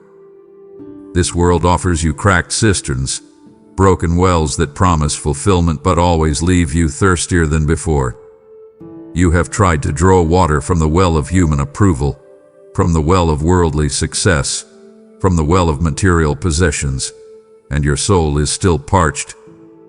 I am inviting you now, and I am commanding you to stop. Stoop down, right where you stand, and drink freely from the wellspring of my grace that is flowing at your feet. Every single need you have, spiritual, emotional, relational, and financial, is met, not according to your economy, but according to my glorious, inexhaustible riches in Christ Jesus. You stand in a river of my supply. Start drinking. My child, now lift your eyes. Stop staring at your immediate problems, which loom so large before you. Stop looking only at the ground at your feet. I want you to lift your head and gaze upon the horizon that stretches out before you. What do you see? For many, the future is a frightening, empty void, a thick fog of uncertainty that causes the heart to seize with fear. But that is not your horizon. I want you to see your horizon as a magnificent canvas, and I, your God, have painted it from end to end with the vibrant colors of my promises to you. See them now. See the promise that I will never leave you nor forsake you, shining like the morning sun. See the promise that I will be your strength and your shield, a mighty fortress in the distance. See the promise that I am working all things together for your good, a golden thread woven through the entire landscape. See the promise that I will finish the good work I started in you, a seal of completion on the far shore. Every promise I have ever spoken in my word is a lighthouse on your horizon, a fixed point of light to guide you safely through any storm. And you must understand this. These promises are not wishful thinking. They are not maybes or perhapses. My word declares that all the promises of God find their yes in my Son, Jesus. They are certainties. They are done deals. From where you stand today, you are on the very precipice of their fulfillment. The territory that lies before you is promised land. That future that you cannot see, the one that tempts you to worry and fear, is already fully known and securely held in my hands. I know the path. I know the challenges. And I know the glorious destination. Therefore, I command you today to walk forward. Move with a settled and holy confidence, not a reckless arrogance based in your own ability, but a deep, unshakable confidence based entirely on my character and my faithfulness. The path ahead of you is paved with it. You only need to take the next step. You have seen the horizon of my promises stretching out before you, a future held securely in my hands. Now, I am inviting you to help me extend that horizon for another soul who is still lost in the fog, unable to see the path forward. In your heart, you have praying, "Use me, Lord." This is how I am answering you now. When you give, you are not just supporting a video. You are building a lighthouse on a distant shore so another child of mine can find their way to the solid ground where you now stand. Every super thanks, every membership you join, is a seed of light planted in this digital field that I, the Lord of the harvest, will multiply into souls. I told you, give, and it will be given to you, and my word never returns empty. This moment is a divine appointment. Your response will release a wave of my grace far beyond what you can see. For your faithfulness, I will open the windows of heaven over your own life.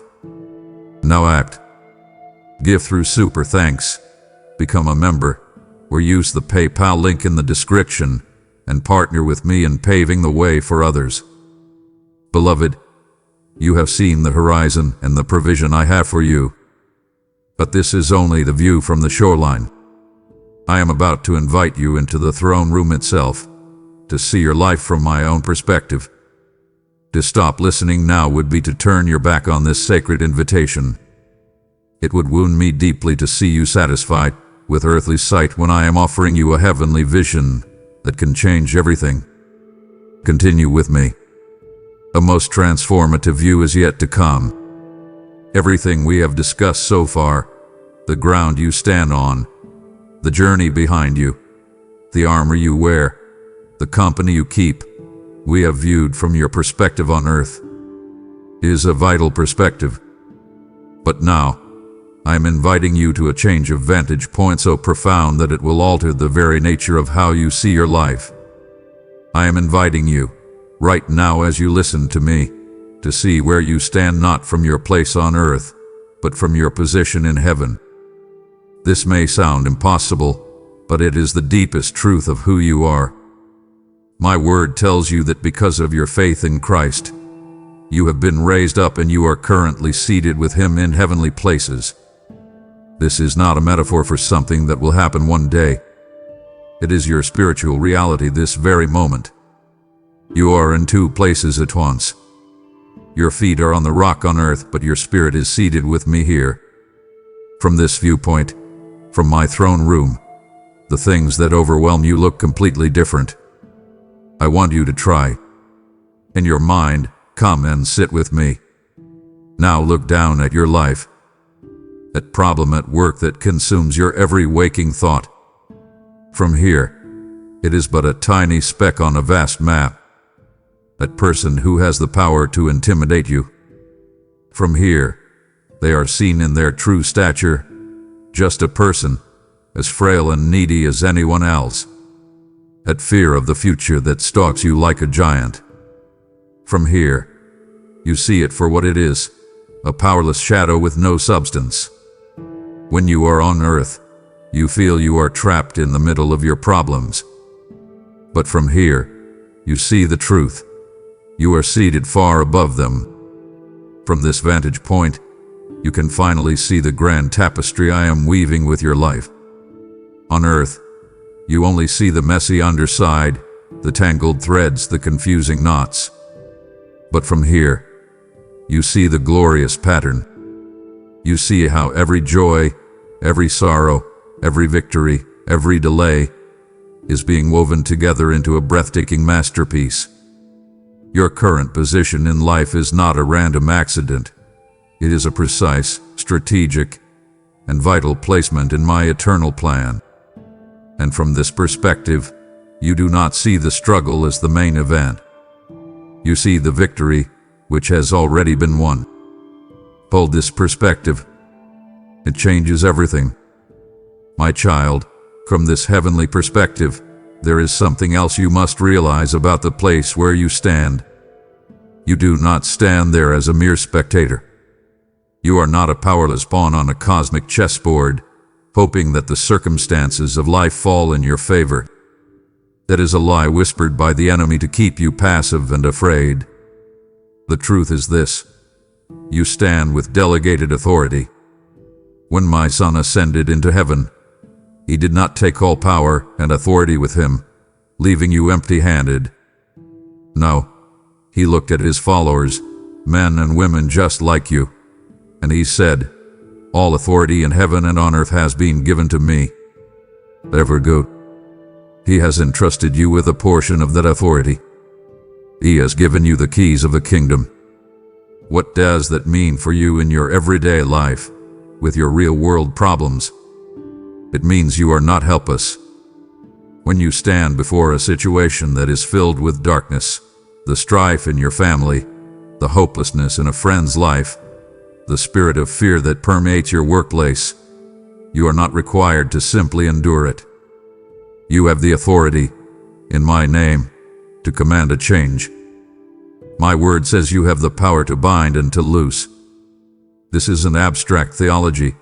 It is practical spiritual warfare.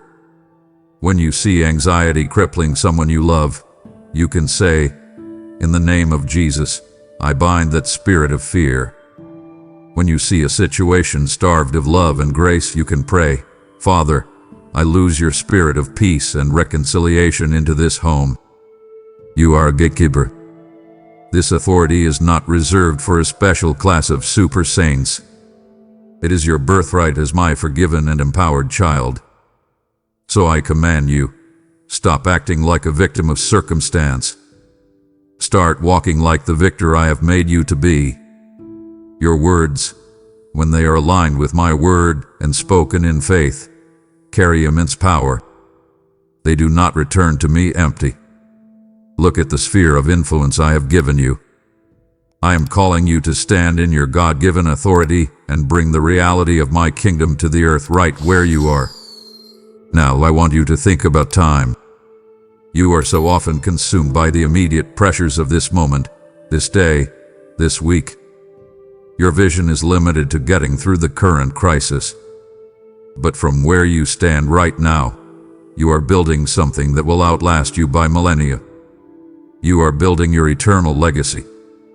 Every choice you make from this standing point, every decision to trust me instead of fear, every quiet act of obedience, every word of kindness spoken when you would rather be silent, each one is a stone you are laying in a foundation that will stand for eternity.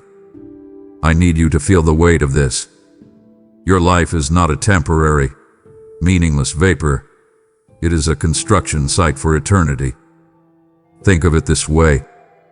When you choose faithfulness today, when you choose to forgive that person for the 1,000th time, when you choose to give generously when you feel you have little, it is like dropping a heavy stone into the still pool of eternity.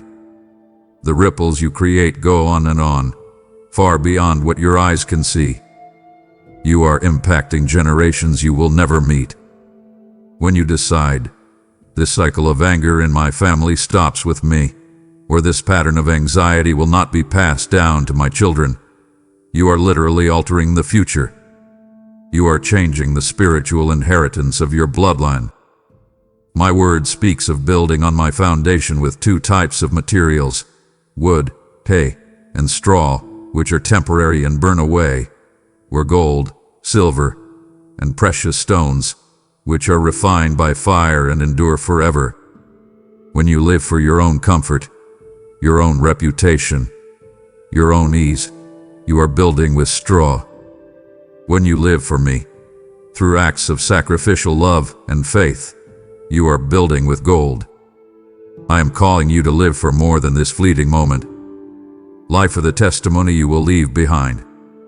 Your very life is a letter from me to the world, a living epistle, and it is being read by everyone around you. What story do you want it to tell? Oh, my child, we have looked at your position from many angles.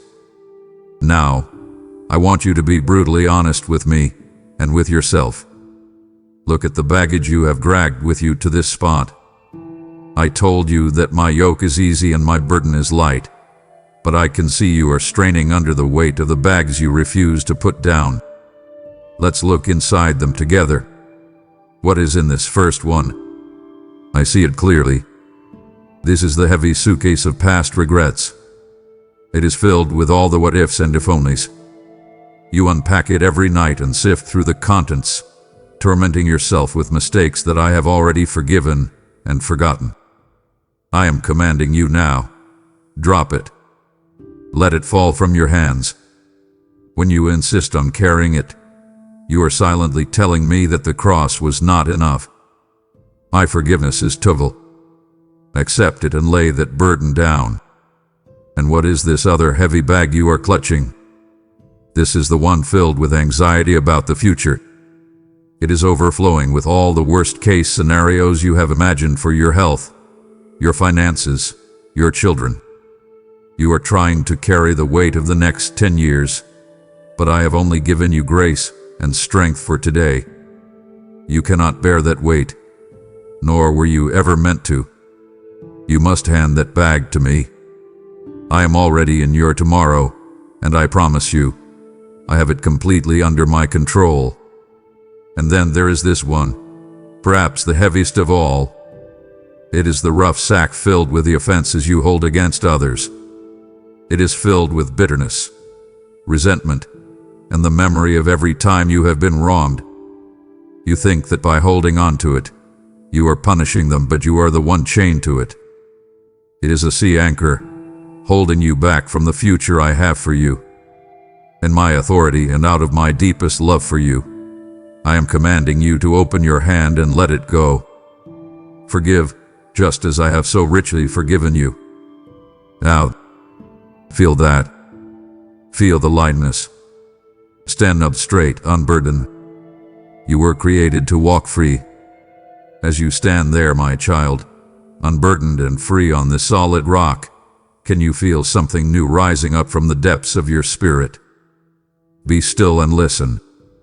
In the quiet of your heart, a new melody is beginning to form. It is a song that I myself have placed on your lips. It is the psalm of the redeemed, the anthem of the rescued, the music of the restored. For some, it is a quiet, gentle hum of profound gratitude that brings tears to the eyes. For others, it is a loud, joyful shout of deliverance that cannot be contained. For you, it is the unique and authentic sound of your spirit finally responding to the truth of my overwhelming goodness in your life. You must give it voice. Why should you sing? Because you are standing on redeemed ground. You were once sinking in the sand, but now you stand upon the rock. You were once lost and wandering in the dark valley, but now you stand on the sunlit vantage point. You were once wounded and left for dead on the battlefield, but now your scars sing of my healing power. You were once an orphan, utterly alone, but now you stand surrounded by the entire company of heaven. How can you be silent in such a place? To be silent would be the ultimate act of unbelief. I command you today, let your worship declare my reality. Do not hold it in because you are afraid of what others will think or because you feel your voice is not good enough. Your praise is a powerful weapon. It sends the enemy fleeing in confusion and pushes back the oppressive darkness. Your praise is also a healing balm. It soothes your own soul and reminds your weary heart of the truth when feelings try to lie to you. When you do not know what to pray anymore, just sing of my goodness. When you feel that old fear creeping back into your heart, lift your voice and sing of my faithfulness. Sing of where you stand, for you are standing in the land of the living, breathing the air of freedom only because of me. You feel the lightness now, don't you? The burden is gone. The song is rising. You hold the authority I've given you. But authority must be understood to be used correctly, and a song must be sung from a place of true identity. It would disappoint your father so deeply if you were to walk away now, leaving the keys I have given you lying in the dust, the song of victory dying on your lips. Do not grieve my spirit. Let me teach you what it means to be my citizen, to truly live in this freedom. Stay. There is more you must know. There is one final, fundamental truth about where you stand that changes the entire meaning of your existence on this planet. While your feet are planted firmly on the soil of this earth, your true citizenship, your ultimate allegiance, is not here. Your passport has been stamped by heaven. Your king sits on a heavenly throne. Your true, eternal home is with me. You must begin to think and act like this is true. You are an ambassador. You are a representative of a different and superior kingdom, living out a temporary assignment in a foreign land. You are not a citizen of this world. You are a citizen of heaven. This truth must change everything for you. It means you must stop desperately trying to adopt all the customs and values of this temporary world.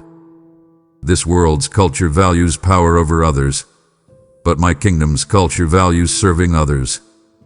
This world's culture is obsessed with getting more, but my kingdom's culture is centered on giving away. This world's culture celebrates self-promotion and fame, but my kingdom's culture honors humility and hidden faithfulness. Your primary allegiance is to me and to the ways of my kingdom, not to the fleeting trends and frantic anxieties of the culture around you. I have not placed you here to simply blend in, to be absorbed into the world's way of thinking, just to survive until you die and come home. That is a terrible waste of your life. I have placed you here as a colony of heaven, an agent of my government, tasked with the sacred mission of bringing the culture of your true home to the foreign land you inhabit. Where you find strife, you are to bring my government of peace. Where you find sorrow, you are to bring my culture of joy. Where you find injustice, you are to demonstrate my righteousness. When you finally grasp this, it changes why you stand and how you stand. You are no longer just trying to protect your own little life, your own reputation, your own comfort. You are standing as a bold, gracious, and loving representative of the King of all kings. And that gives you a purpose that is infinitely greater than your problems and a dignity that this world can neither give to you nor ever take away. My child, your standing before me is the most critical reality of your existence, but it is not a private matter meant only for you. The security and grace you find at my feet must change the ground on which you stand with others. From this place of clarity, I want you to turn your gaze to your relationships. How do you stand with the people in your life? The solid, unshakable, vertical connection you have with me must be reflected in your horizontal connections with those I have placed around you.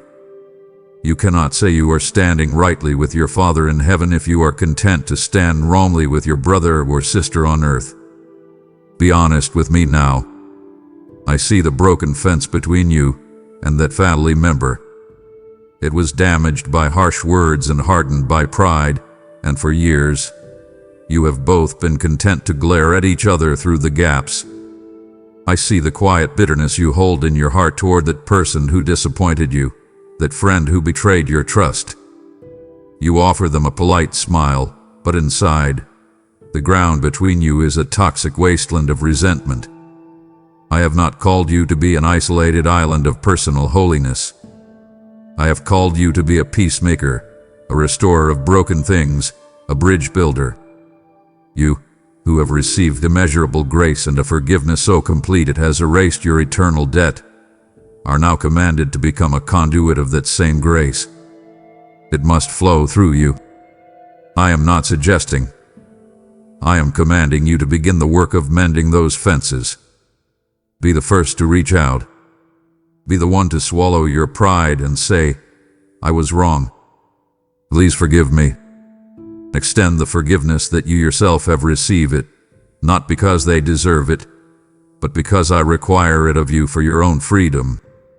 Look at the people in your life not as sources of irritation, competition, or inconvenience, but as the primary soil in which the fruit of my Spirit, love, joy, peace, patience, kindness, is meant to grow.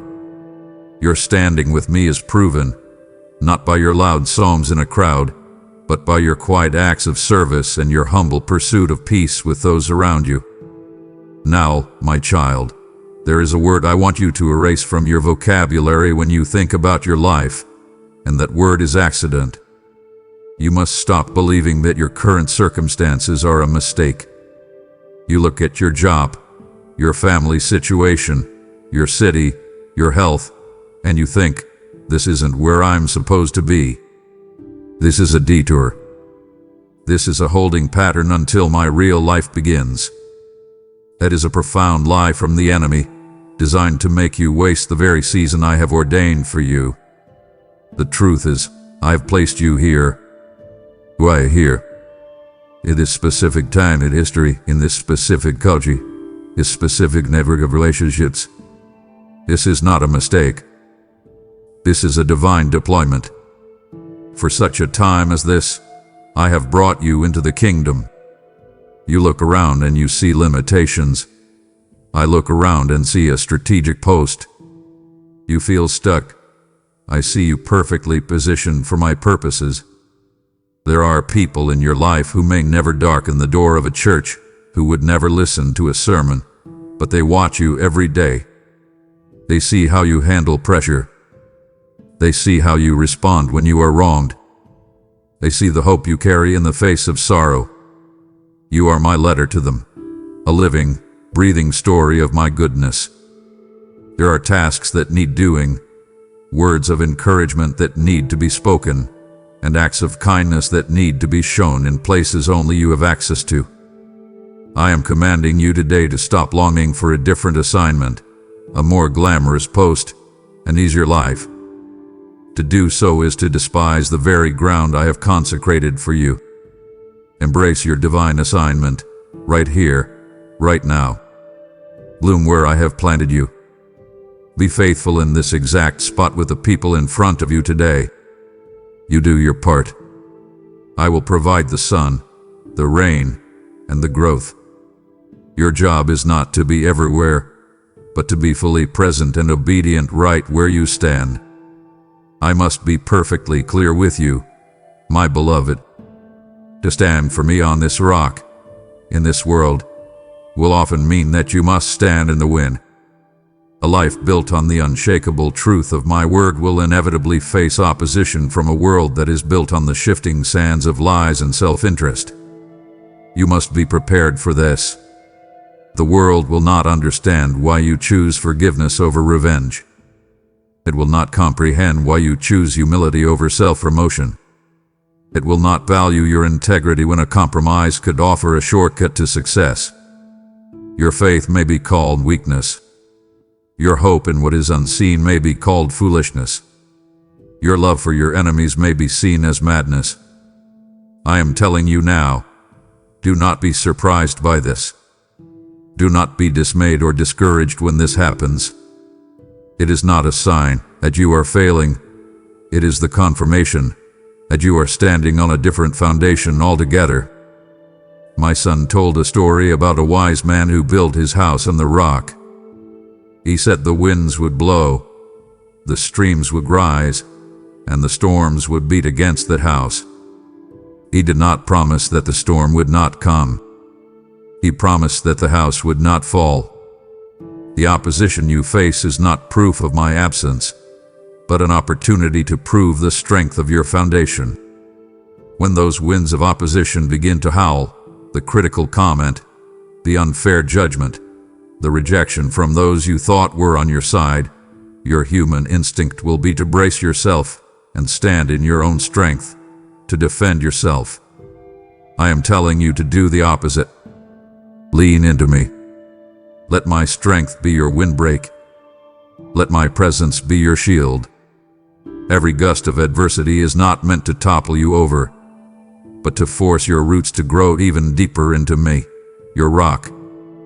So stand firm, my child, not in your own power to endure the storm, but in the calm and settled assurance that the one who is in you is infinitely greater and more powerful than the storm that is in the world. I want you to look over your shoulder one more time, not to linger in regret, not to be haunted by the ghosts of your past, but to look with a new set of eyes, the eyes of revelation. I want you to scan the entire path of your life, from your earliest, faded memories up to this very moment where you stand. As you look, I want you to search for the one constant, unchanging theme of your story. It is there, woven through every joy and every sorrow, every success and every failure. It is the trail of my grace. See it now. It looks like a shining, golden thread woven through the entire fabric of your life. See it in your moments of foolishness, when you made a decision you were sure had ruined everything. Look closely now and see my hand, gently redirecting your path, turning your dead end into a new beginning, transforming your greatest mistake into your most profound lesson. See that golden thread in your seasons of deepest grief, when you felt you were drowning in sorrow and I felt a million miles away. Look again. See the friend I sent with a word of comfort. See the unexplainable strength I gave you to simply get out of bed one more morning. See how I held your heart together when you were sure it would shatter. Every single time you stumbled, my hand was there to catch you before you fell completely. Every moment of paralyzing confusion was pierced by the quiet light of my truth, showing you just the very next step to take. My faithfulness to you has never been dependent on your faithfulness to me. It is the unwavering theme of your life. It has followed you, pursued you, and carried you every single day. I want you to let this backward glance accomplish one thing in your soul right now. I want it to fill you with a wave of overwhelming, breathtaking gratitude.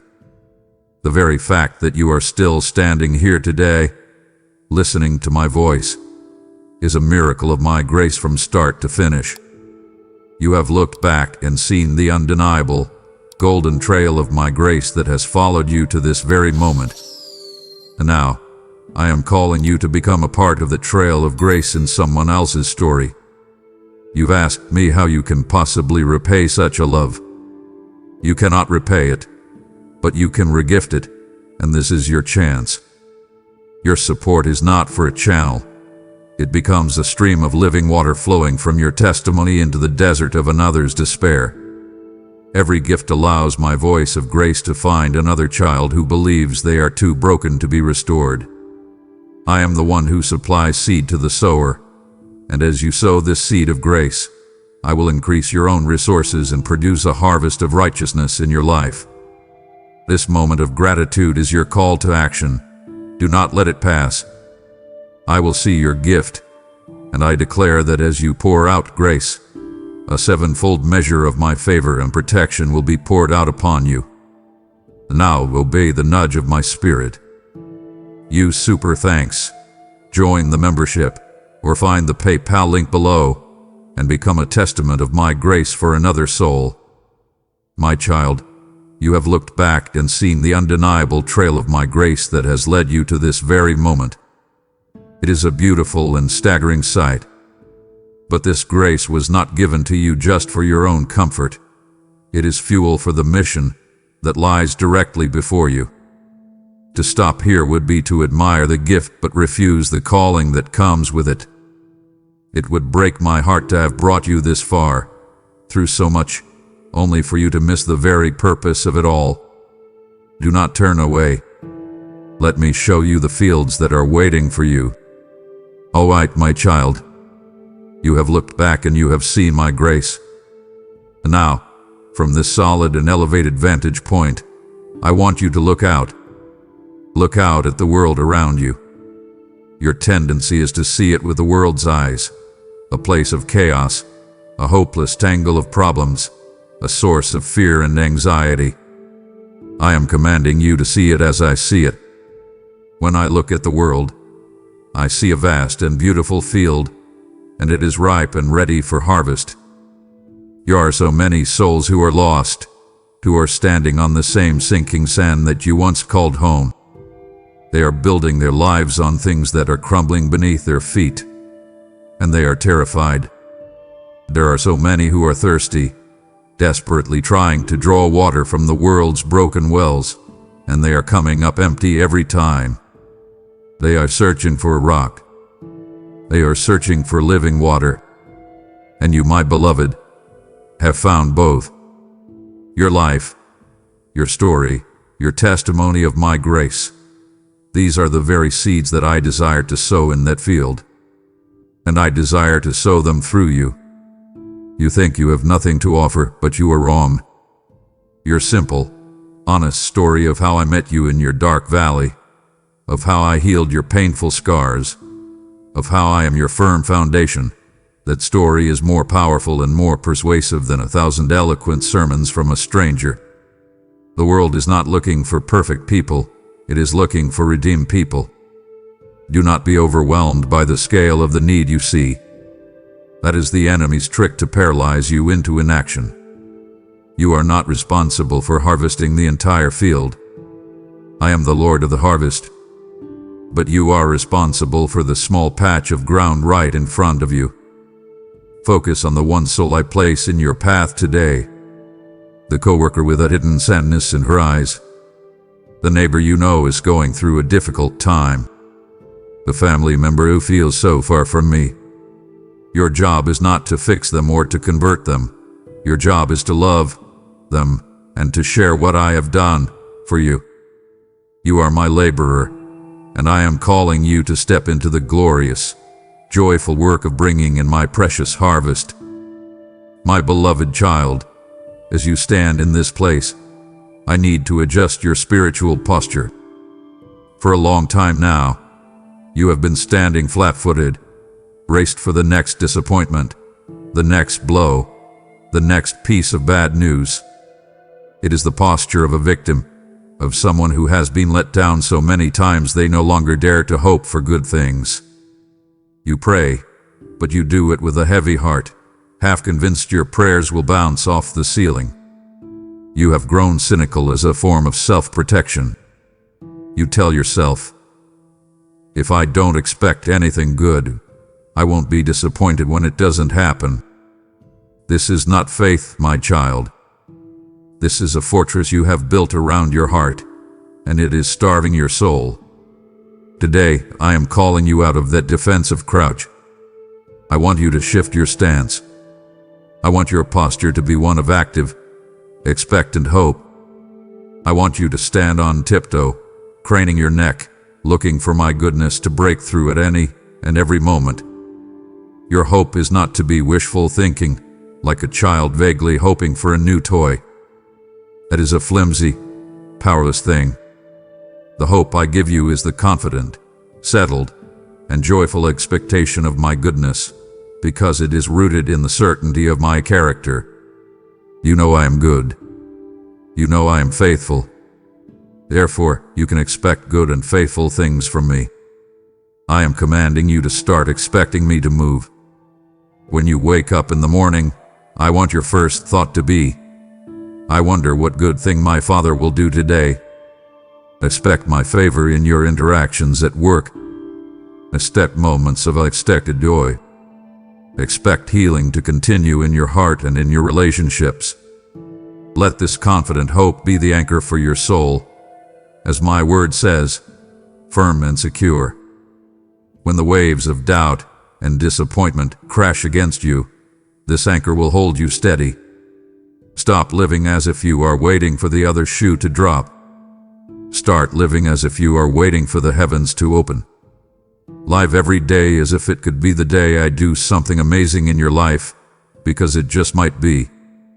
In the quiet of this holy assessment, in this pause from the noise of your life, there is one final, crucial thing you must do. You must listen. Not with the casual attention you give to the world, but with the focused, deep attention of your spirit. I know you have been looking for me. You have been searching for a sign, for a grand and spectacular display of my power that will erase all your doubts. You want a booming voice from heaven. You want an earthquake that shakes your foundations. You want a blazing fire of an experience to prove that I am with you. And I can do all of those things. But I must teach you how I most often speak to my children. As I showed my beloved and weary prophet Elijah, I am not in the great wind, the earthquake, or the fire. My voice is most often heard in the still, small whisper. This gentle whisper is my primary language with you, but your life is too loud for you to hear it. The volume of the world's fears, your own internal anxieties, and other people's opinions have been turned up so high that they have drowned me out. My whisper is the quiet nudge in your spirit to call that friend who has been on your mind. It is the sudden, unexplainable peace that settles over you in the middle of a chaotic day. It is the scripture you have read 100 times that suddenly seems to leap off the page, shimmering with a personal meaning just for you. I am speaking constantly, my child. I have not been silent, but you have not been still enough to hear. So I am inviting you now, in this moment, to practice. Tune your spirit to my frequency. What am I whispering to you right now, in this place of quiet? I am whispering your true name, beloved, forgiven, chosen, mine. I am affirming my unconditional, unwavering love for you, a love that has nothing to do with your performance today. And I am giving you your marching orders, not for the next 5 years, but for the very next step you need to take. This connection to my still, small voice is your lifeline. Guard, cultivate it. It is the most vital connection you will ever have. My child, Before we can move a single step forward from this place, we must establish the most fundamental, non-negotiable truth of your entire existence. This truth must become the very air you breathe, the bedrock beneath the rock on which you stand. I need you to receive this, not just in your head, but in the deepest part of your being. Listen to me. There is therefore now no condemnation for you, because you are in Christ Jesus. Let those words wash over you. No condemnation. Zero is gone. The slate is not just clean, it has been completely erased. The record of your wrongs does not exist in my courtroom. The accuser, the enemy of your soul, despises this truth, and his primary strategy against you is to make you forget it. He is the voice of shame. He loves to whisper in your ear, replaying your most embarrassing mistakes. He highlights your present flaws and weaknesses. He constantly reminds you of your past, holding it up to you as evidence that you are unworthy, a failure, a fraud. His entire goal is to weigh you down with a burden of guilt so heavy that you feel you cannot even stand before me, let alone walk with me. And for too long, you have listened to him. You have mistaken his accusing whisper for my voice, or for the voice of truth. But I am telling you now, that voice of shame is a liar, and it is not from me. I am your Redeemer, not your accuser.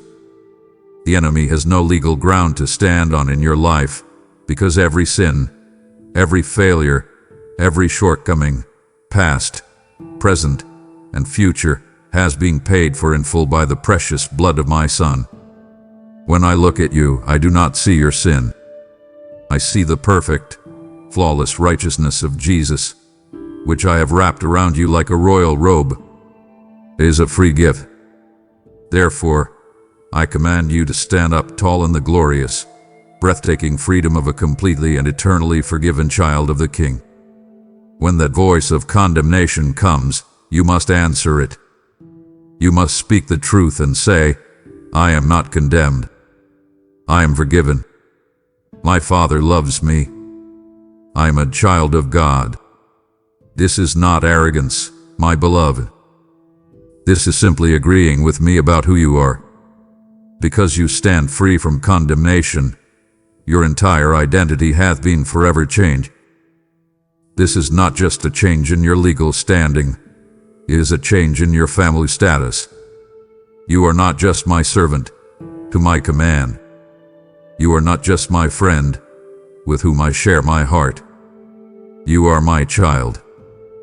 You have been adopted into my very own family, with all the rights and privileges that come with it.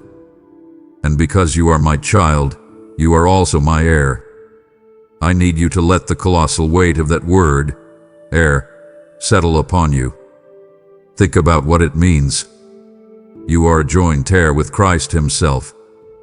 This means that everything that belongs to my beloved Son, by right, now also belongs to you, by grace. You are destined to inherit all things. The immeasurable, inexhaustible riches of heaven are in your spiritual bank account, waiting for you. How should this staggering reality change the way you stand on this earth today? This temporary position you find yourself in, with all its fleeting struggles and limitations, is like a brief, uncomfortable layover on a journey to a magnificent and eternal home.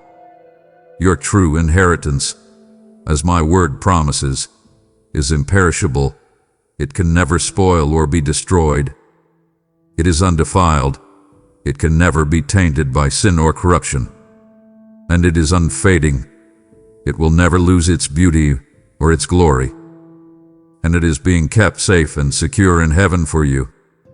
Knowing this must change the way you live. It should fill your soul with a dignity and a joy that your daily circumstances cannot possibly touch. You are heavenly royalty, living incognito for a short while in a foreign land. Why would you grovel for the scraps of this world's approval? Why would you panic over the temporary loss of its trinkets? You have an incalculable, eternal inheritance awaiting you. This hope is not a fantasy to help you cope. It is the truest thing about your future, and it has the power to transform the way you view every temporary trial and every fleeting pleasure of this life. You are an heir of the King. Start living like it.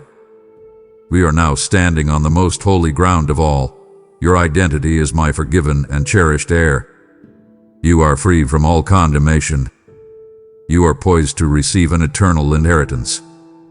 To stop listening at this point would grieve me more than you know, for it would be like a child, having been told they are royalty, choosing to live in the servants' quarters.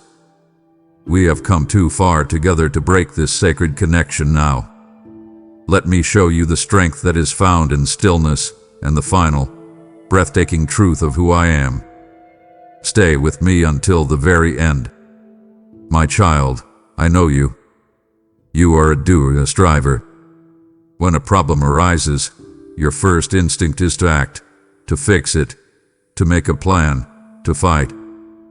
This drive and diligence can be a gift from me. But now, I want to teach you about one of the most powerful and misunderstood postures you can take as you stand in this world. Sometimes, the strongest, most courageous, and most effective thing you can do in the face of an overwhelming battle is to be completely and utterly still. To be still and to know, in the core of your being, that I am God. Your immediate reaction to a crisis is often a flurry of panicked activity. You strategize, you worry, you make countless phone calls, you exhaust every human option you can think of. But I must tell you, some of the battles you are facing are not yours to fight. In fact, your frantic, fearful efforts often do nothing but get in the way of the supernatural victory I am waiting to win for you. My word promises you that in quietness and in confidence shall be your strength. It says the Lord will fight for you. You need only to be still. I want you to understand that this stillness is not passive resignation. It is not giving up. This stillness is an act of profound and defiant faith. It is the posture of you looking at an impossible mountain, a financial crisis, a health diagnosis, a broken relationship, and declaring to all the forces of heaven and hell, in my own strength, I cannot move this. My own wisdom cannot solve this. But I know the one who can. And so I will be still, and I will watch my God work. I am calling you to learn the holy art of waiting on me. It is a powerful and necessary spiritual discipline. The next time you feel that familiar wave of panic begin to rise in your chest, I command you to stop. Halt your frantic efforts. Take a deep, slow breath and whisper this truth to your own soul. He is God, and I am not. I will be still. And then watch, with expectant hope, as I move the mountains that you could never budge. My child, you so often think of your life as small. You look at the overwhelming problems in the world, the vastness of human suffering, and you feel utterly insignificant and powerless. This feeling of helplessness is a tool of the enemy to keep you from recognizing the truth. I want to correct the thinking right now.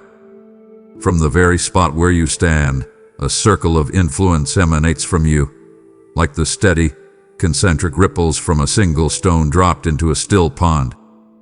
This circle touches your family, and touches your workplace. It touches your neighborhood and your friendships. This, my beloved, is your kingdom. It is not small. It is the specific sphere of influence that I have sovereignly and strategically given to you. I have called you to be the salt of the earth. Think about what salt does. It does not make a loud noise. It does not draw attention to itself with flashing lights. It works quietly, almost invisibly. A seasoned it preserves, and it creates thirst. This is a picture of your influence. Your quiet, consistent integrity in a dishonest workplace preserves the standard of truth. Your decision to show kindness to a difficult neighbor seasons their bitter life with the flavor of my love. Your unshakable hope in the face of your own private trials creates a deep thirst in the people watching you, making them wonder about the source of your strength. You have been believing the lie that you need a platform, a title, or a large online following to make a real difference. That is the world's definition of influence, not mine. Your most powerful sermons are preached in the quiet moments, through your patience when your children are trying, through your choice to not participate in gossip, through your faithfulness to your commitments.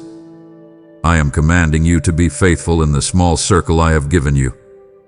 Stop worrying about changing the entire world.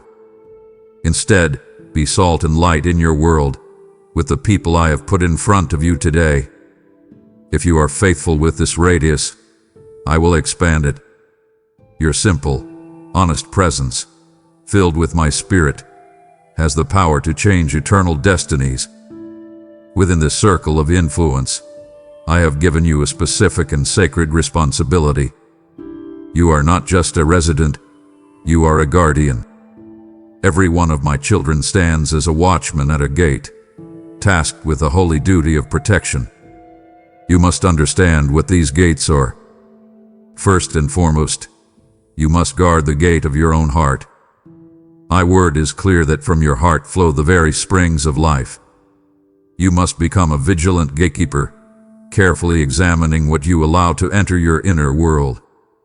You cannot leave the gate of your heart wide open to every fear the news cycle offers, to every bitter offense someone tries to hand you, or to every lie the enemy whispers about your identity.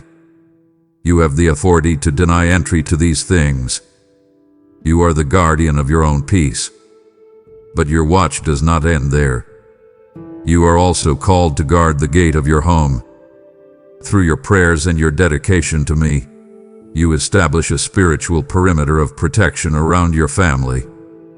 You are the one who largely determines what influences are allowed to cross the threshold, what comes through the television, the internet, the friendships your children make. This is a high and holy calling. And beyond your own heart and home, you must guard the truths of my word against the persistent lies of the age. The world will constantly try to twist my truth, to water it down, to call what is good evil, and what is evil good. You must stand firm as a guardian of what is pure, what is right, what is true.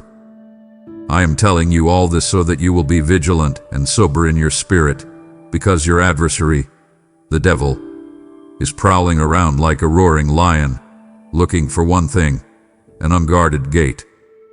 Do not be lazy in your watch. I have not given you this responsibility to burden you, but to empower you. I have placed you as a guardian, and I will give you all the supernatural strength and discernment you need to stand your post effectively. We have done a thorough assessment, my child. You have looked at where you stand, where you have been, who you are, and what you are called to do right in this place. Now we come to the question that is burning in the center of your heart. What do I do next? Where do I go from here?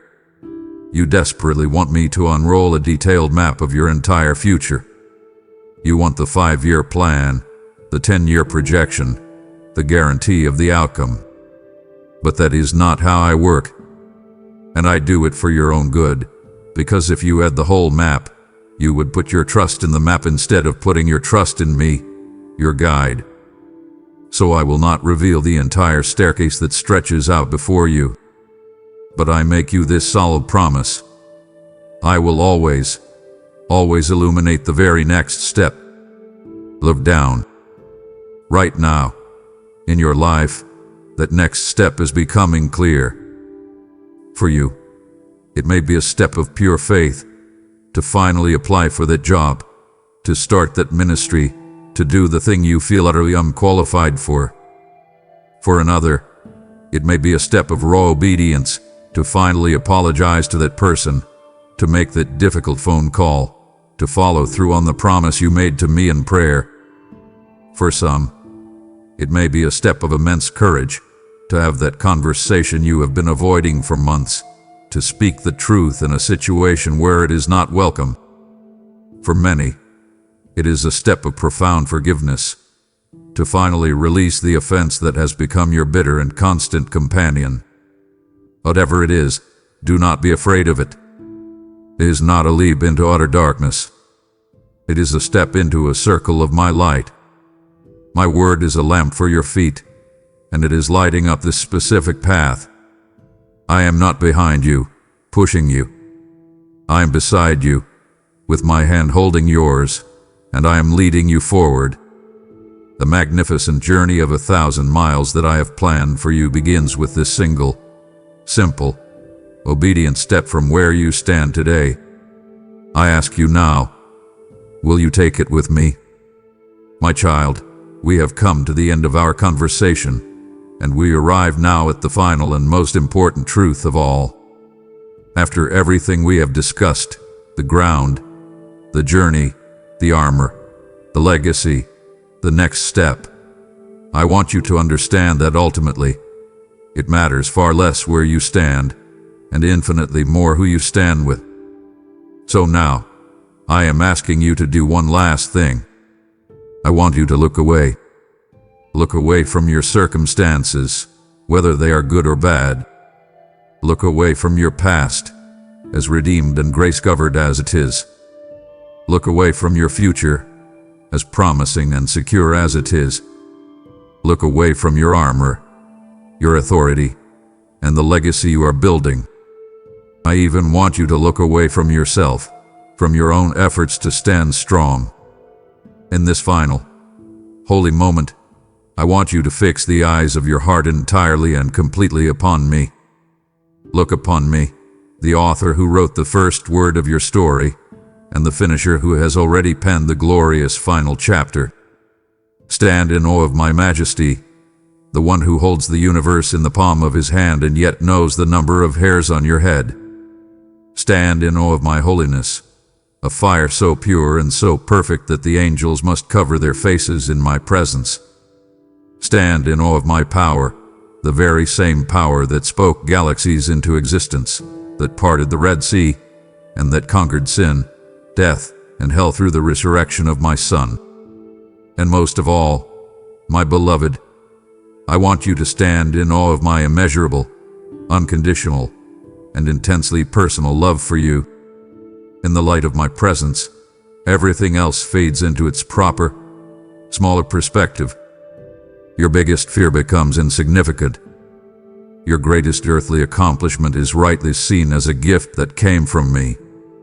Your deepest confusion is swallowed up by my infinite wisdom. This, my child, is your truest and highest standing. It is not a position you achieve through your striving, but a state of being that you receive by my grace. You are a beloved child, standing now and forever held in the loving, smiling gaze of your Father. Stand here now. Rest here now. This is who you are. This is where you truly stand. As you stand here, my child, in quiet awe of who I am giving you an opportunity to help another soul lift their eyes from their crushing circumstances and gaze upon me. Your heart cries out, "Let your glory be known, Lord." This is me, inviting you to be the very vessel through which my glory shines into the world. Your gift does not build a platform. It builds an altar, a sacred space online where another lost child can come and stand in my presence, perhaps for the very first time. Think of your support as holy oil, anointing this message so it can carry the fire of my spirit into the darkest corners. I promise that if you honor me with your wealth, then your barns will be filled to overflowing. When you honor me by helping others see me, watch how I honor you in return. This moment of worship is your moment of commissioning. Because you have chosen to reflect my glory, I will cause my glory to rest upon you, bringing peace and divine alignment to all that concerns you. Now act in worship. Give through super thanks or the membership button, or use the PayPal link in the description, and let your awe of me become an action that leads others to stand in awe as well. My child, our time of deep conversation here is drawing to a close, but my presence with you is everlasting. We have journeyed together, from the valleys of your past to the heavenly perspective of your present. You have seen the solid ground beneath your feet, the armor that clothes you, and the glorious company that surrounds you. You now know, with a clarity that stills your soul, where you truly stand. This truth is not meant to be a fleeting feeling. It is meant to be the new foundation for the rest of your life. Now I invite you to seal it. Take what has been whispered to your spirit and proclaim it with your own hands. In the space below this message, where many of my children gather in faith, I want you to make your declaration. Let your words be a monument to this moment, an anchor for your soul. Testify to your new standing. Declare with boldness by writing, I stand on the rock. Let your testimony be, I stand forgiven and free. Proclaim to the heavens, today I stand in faith, not in fear. We're simply and powerfully right. Father, I stand with you. Do not see this as a small act. Your written words are a powerful act of faith. They are a declaration to your own heart, silencing the old voices of doubt. They are a testimony to your brothers and sisters who read them, strengthening their own resolve. And they are a sound of victory in the unseen realm, a proclamation that you know who you are and whose you are. I will see your declaration. I will receive your worship. Now go and walk every moment in the beautiful, powerful truth of where you stand. I am with you always. Amen. If you believe in me, your Heavenly Father, then like this video and leave a heartfelt amen in the comments. If you want to stay closer to me, then subscribe to this channel.